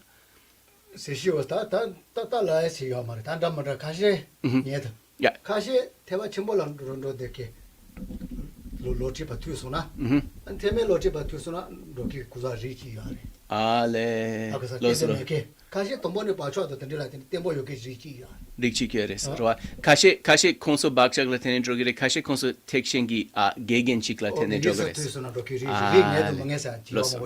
So okay, yeah. So now I think I got your answer, Josh. So there's two reasons that this sharp faculty being will become a bodhisattva rather than achieving moksha, individual liberation.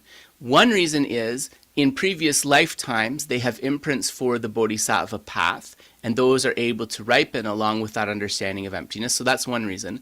The second reason is they meet a fully qualified teacher of the Mahāyāna path. And because of meeting that fully qualified teacher of the Mahāyāna path, they won't go into personal liberation. Yeah.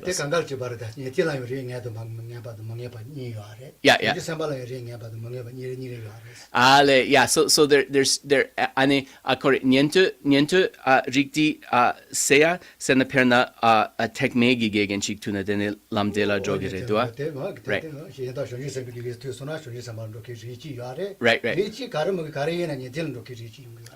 So there's different kinds of practitioners. One, the imprints are so powerful that he or she, just because of previous imprints and cultivation, they're going to achieve individual moksha, individual liberation. There's another one who, because of imprints for bodhicitta from previous lifetimes, congruent with that realization of emptiness, they're naturally going to traverse the bodhisattva path. There's a third one that it's a very situational thing. If that practitioner, subsequent to that realization of emptiness, is able to meet a properly qualified Mahāyāna Kalyana Mitra, Mahāyāna spiritual friend, they are going to go into the bodhisattva path.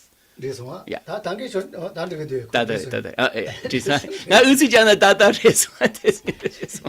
So I said to Geshe, I kind of tried to push him on that because I thought maybe the details would be helpful. So are the details helpful to you, Josh? I think he explained it pretty well.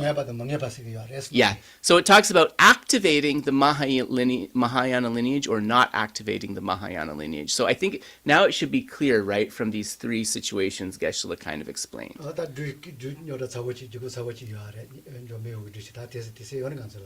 Yeah. So there's a story also that relates to this to have to do with the Buddha Maitreya. And so maybe if there's time for that in the future. Ale. Sorry, Manjushri, my bad, Manjushri. So maybe there's going to be time later to explain that. Yeah. But did we get the gist of your questions now, Josh? Yes, but I had just one small question for follow-up on that. Go ahead. So what are a few examples of things that create the imprint necessary to, in the future, go on to the bodhisattva path? Right. Then wampo numpo di tompani kene nguma bakchak yopala tene tap nyamlen chegen nguma bakchak dinso kande se talguresa. Like perna kewa nguma la tene ko bakchak chikire ko de la tene jangshu sempe gilam drotugires tompani kena yang tambo tompani tambo kena yang bakchak dinso kande se talguresa. Mimi ta te sonji ge chi do koroso ta ropa do de ge ta te ba chi be de mo de ja ge ro. Ni la te no ta ting ni na me so ko pa cha te so wa chi wo le bi ro. Kewa ngama di ro. Ko ba cha ge ro. Yeah. So it's usually Geshe is saying that the answer here is it's usually from hearing Mahāyāna teachings in previous lifetimes. Actually. So that's what Geshe was kind of telling you about the benefits of listening. Here's another one. So it's from listening to those Mahāyāna teachings, right? Those place the positive imprints for Mahāyāna in the mind so that even going through emptiness first, they're still going to have an attraction to the Mahāyāna.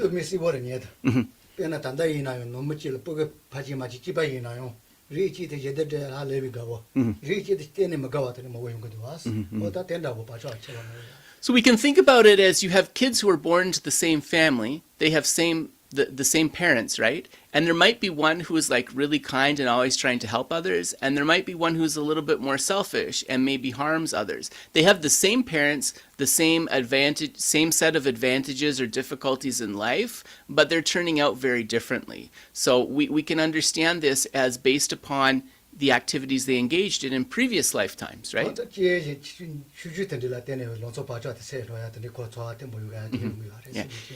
And if these imprints are very powerful, then it can just be a very kind of small condition that brings forth the manifestation of that imprint in a powerful way.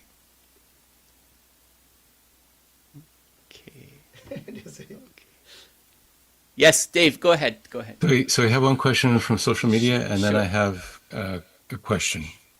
So the question from social media is from Bobby. Respectfully, may I ask something for clarification? When you speak about rebirth, some people seem to understand it only as what happens after physical death, but I've also heard and believe that in some teachings each day, or even each moment, can be seen as a kind of rebirth, a chance to let go of old habits and karma and begin anew on the path. Could you please explain how these two understandings relate to each other?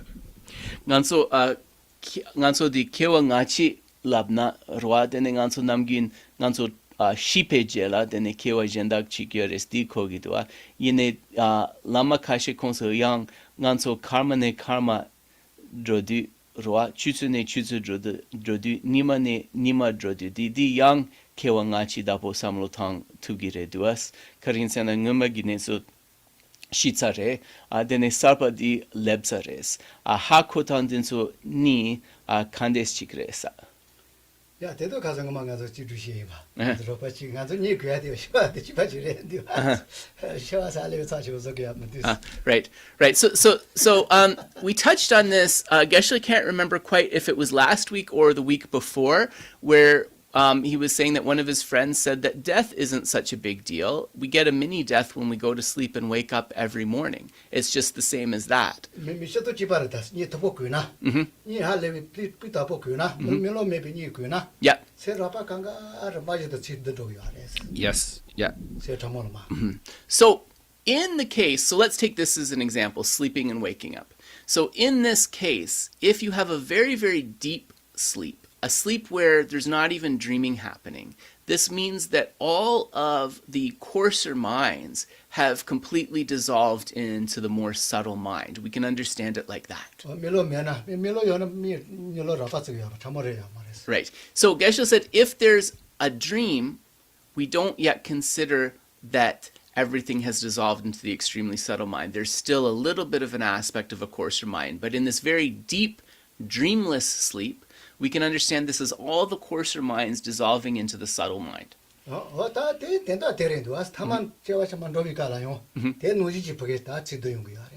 Yeah, and this is what the death process is, essentially, isn't it? It's the extremely coarse minds dissolving into the extremely subtle wind and mind, and that extremely subtle wind and mind is what is going to travel to the next rebirth, that we inhabit. So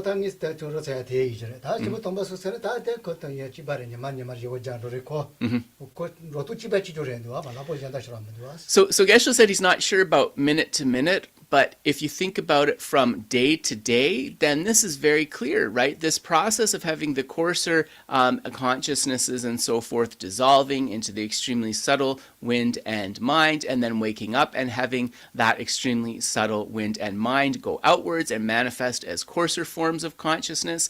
This is very similar to the death process that we experience.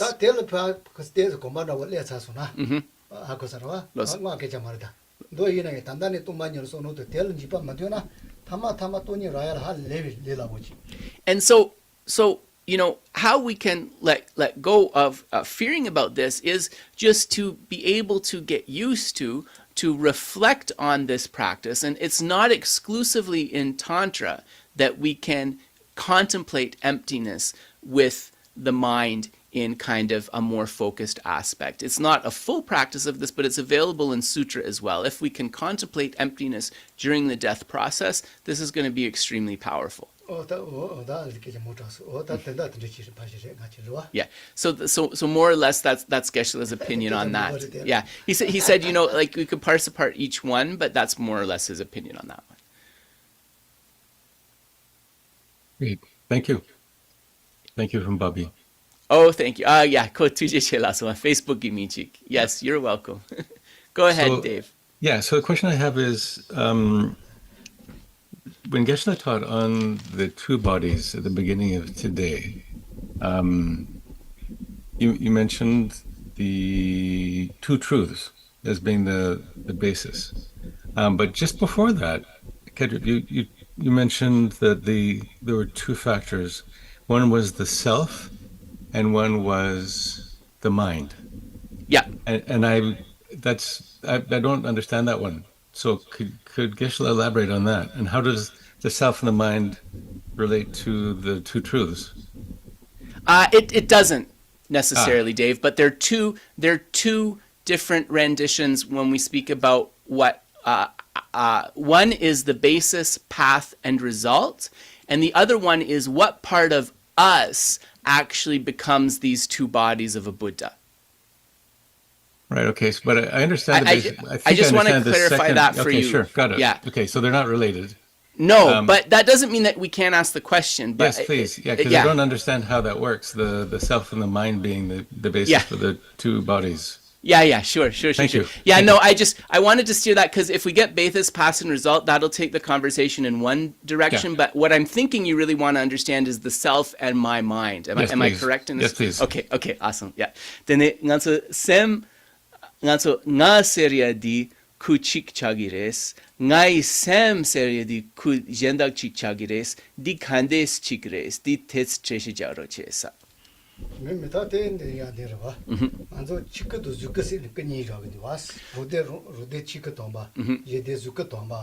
So first, let's specify the two kayas or the two bodies that we are speaking about. We are speaking about the rupa kaya, the form body, and the dharma kaya, the truth body. And we gloss those by saying the truth body through which one's own welfare is achieved, and the form body through which the welfare of others is achieved.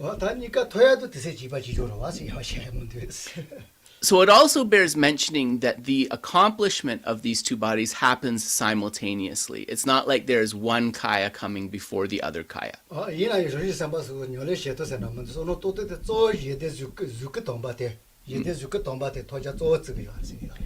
But in terms of those who are really dedicated to the bodhisattva practice, they talk about the main object of attainment being the rupakaya, the form body. Why is this? Because the form body is seen by more sentient beings, and it means one is able to more easily benefit sentient beings.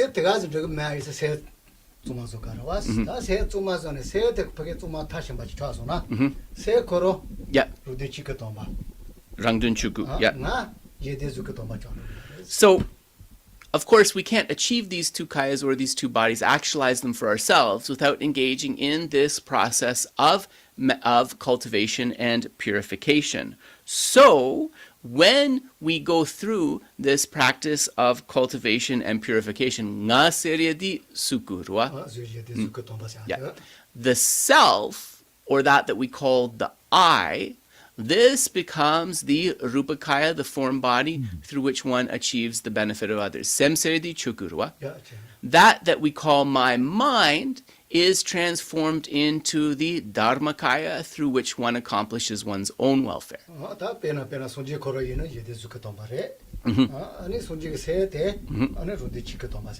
So an easy way to think about it is the Buddha, right? When we think about his holy body and the way we kind of conceive of him, this is the rupakaya through which he benefits others. The mind of the Buddha is the dharmakaya through which he achieved his own benefit. You can think about it like that. Yeah.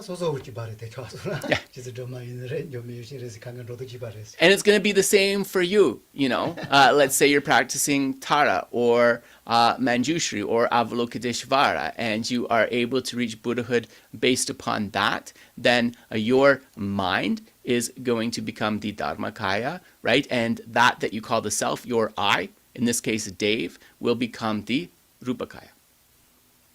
Is that partly because the self is imputed on the basis of having a mind and body? Di dag seria di nganso sem dang kusuk nigala tene drubgi tsang di ko suku chaya gigim serebes? Yeah. Yeah. So it's more like the self of persons, right? When we talk about the self or the persons is that I, right? And that is the self that is going to be interacting with others. Yeah, but you know, it's true, you're absolutely right that the self or the I can only be designated on the basis of body and mind, right? It's those are the bases, pardon me, of its designation. Generally speaking, unless you're in the formless realm. Got it. Sut me kanti me pares. It's a dag serie di suk dang semla tenedrugeres. Suk me kam la zugere besa. Yeah. Really? Yeah. Suk me kam. Suk kandis yere. So Geshe said that's actually technically incorrect. They don't have a coarse physical body, but they do have an extremely subtle physical body. Okay. Yeah. Okay. If you want to debate it, then that would be his answer. No need.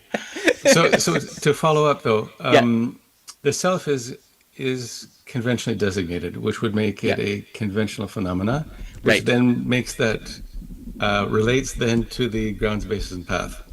Ah, I see what you're saying. Yes, Dave. No, that makes sense. Dene nganso dag seria di rwa sukdang semla tene dag sampe dag chikyore dag sampe yinsang rwa dene ko kunzo dempares dene ji dempanila drogire duas. Kunzo dempa. Correct. Yes, you could say that. Great. Yep. Okay, super. Yeah, absolutely. Yes, no, that was, no, I see, Dave, now what you were saying with the link. Sorry. Yeah, now I understand what you were saying. I'm just trying to put them together because it's nice. It's nice. No, it was good for me because I hadn't seen the connection you were making before, but now I understand it. So yeah, I also benefited. So another more of a comment or a question about Joshua's question.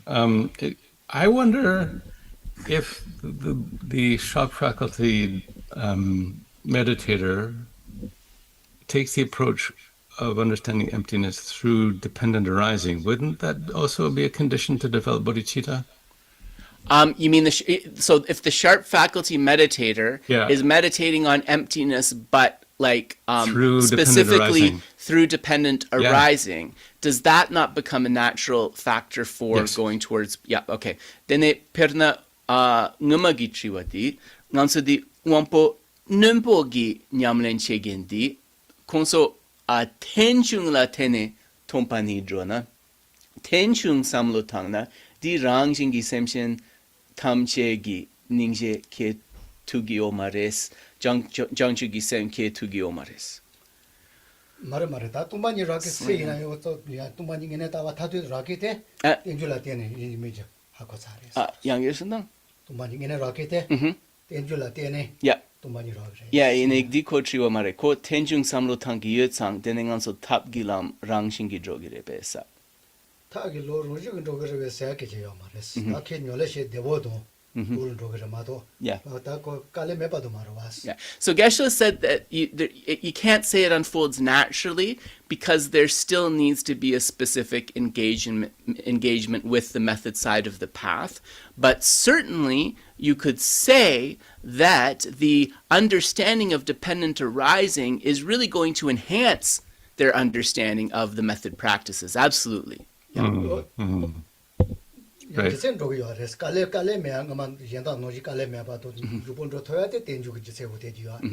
But what you could say is they kind of ease with which they are able to engage and quickly complete the bodhisattva practices, that can be connected to a deep comprehension of dependent arising. Absolutely. Yeah. Thank you. Yes, you're welcome, Dave. You're welcome. 야, 당에 사송아 좋아. Yeah, true. 사송. 다 튼튼시기 있어야지 뭐시금했어. So Geshe asked if he can tell a very short story. He promises it's not a long story, a short one. Yes. Yeah.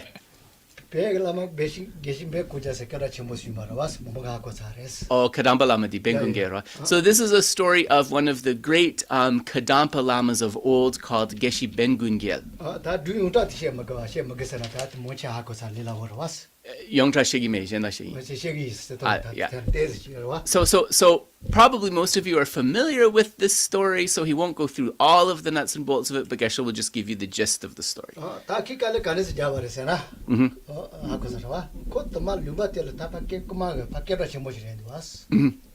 Kuma, loso. Kongema kuma yinge. Geshe Bengugyo, kumare. Loso. So Geshe Bengungel was actually a very famous thief before he became a monk, and he was a very successful thief, so he was very well known.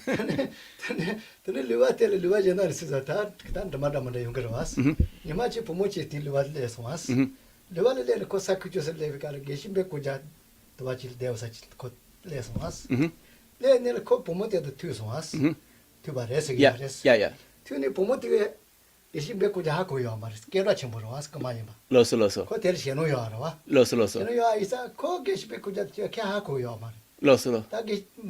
Bebe, truth. 부모님이 연단 실내에서 왔어. Beshi Gungya Yosati, Pumochik lesson, then 몇 구자서 그만 첨보인 밖에로 하고 그러 왔어. Hakomason, Hakoson. 첨보인 봐. Yeah. 이는 무슨 하고요 말해. Ale, los, that's over there. 아, 그것도 동보티가 있자. 카드 때를 키고 부모티가 몇 구자서 스트레스 계속 치워래. Oh, right. Okay. Yes. So now I got it. So basically, as we said, Geshe Ben Gungyal was very famous as a thief in many places. And in fact, he was kind of like the principal thief of his particular place. Now, there was a young woman who had to come to this place to attend to some business. She had heard the stories of Ben Gungyal, this thief and this bandit, and she was terrified. But of course, this is in the old days, she'd never seen what he looked like, so she didn't have any idea how to avoid him. So she actually ran into Ben Gungyal himself, but not recognizing who he was from his physical appearance. She said, "Can you tell me who Ben Gungyal is? Because I really want to avoid this guy." And then he answered honestly. He said, "It's me, actually. I'm Ben Gungyal." She fainted out of shock. She was so frightened that she fainted out of shock.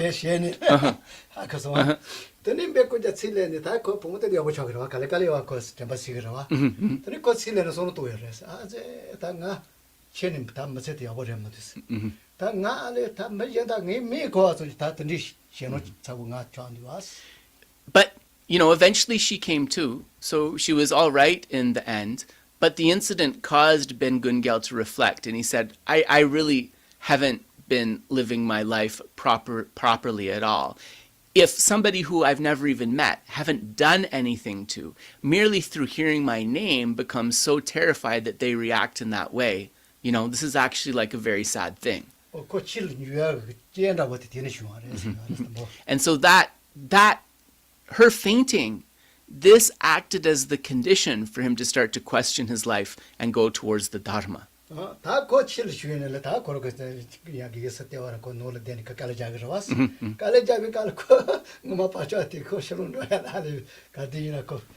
Gaboyar, su. Ben Gungyal, yeah. Hagusan. Ale, los. So Ben Gungyal also, he was a very free-spirited, he had a very free-spirited life, right? As many people engaged in illegal things do, used to going where he wanted and things, so he was never used to staying in one place. So it was said that when he first tried to cultivate, tried to meditate, he actually bound his 2 feet together, tied them together, so that he wouldn't be sort of tempted to leave his meditation cushion. Yeah, so like when he got up, he would feel kind of the rope tightening around his legs, and this would remind him to focus on the practice.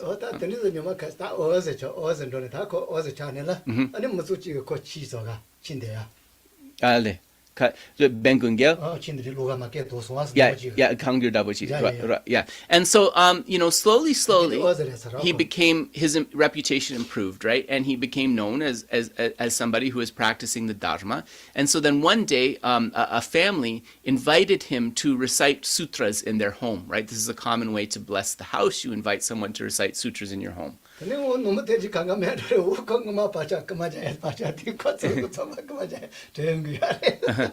But of course, he went into the home, and then because he was so habituated to being a thief, he immediately saw several things that he wanted to steal. Yeah. So that's the famous story, Geshe said, the one that probably most of you have heard, where he started to put his hand into the bag where all the tsampa was, and then he grabbed his arm with the other hand and screamed, "There's a thief here! There's a thief here!" Yeah.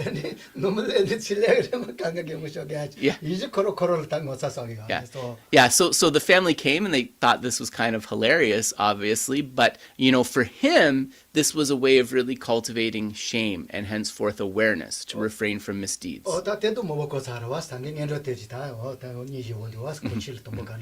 So probably most of you had heard that Tsampa story, but Geshe was hoping that maybe some of you hadn't heard of the woman fainting and having this causing him to reflect on his life. 다 때는 제발 탈라시야 그 내서 되고 다 메고자 제가 깨다 전보래 파동바 송지 다 제발 눈에 배기 쉬올라 얘를 제발야가 수마서 센 때라 쉬어. You also maybe remember the story of Ben Gungyal's offerings, right? When he was expecting an influential guest, so he put very nice offerings out, and then he thought, I'm only doing this because there's somebody important coming today, and he thought that this was very shameful, so he took where he burned his incense and blew the dust all over the offerings, and then Padampa Sangye said Ben Gungyal has the best offerings in all of Tibet. So it's another famous story about him.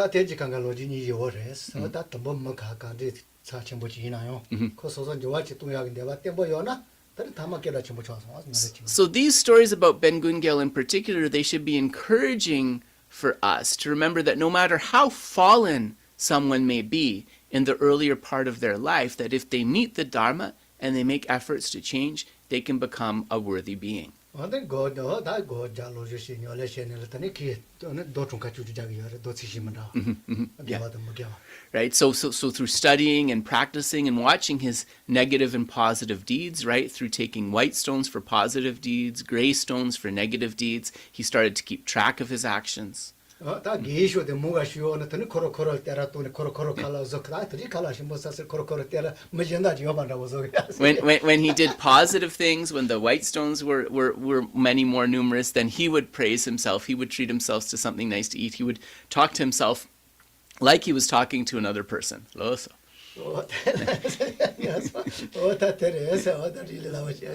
Yeah. So these are the stories of Ben Gungyal. So thank you, everybody. Really nice to see everyone, and maybe we will see some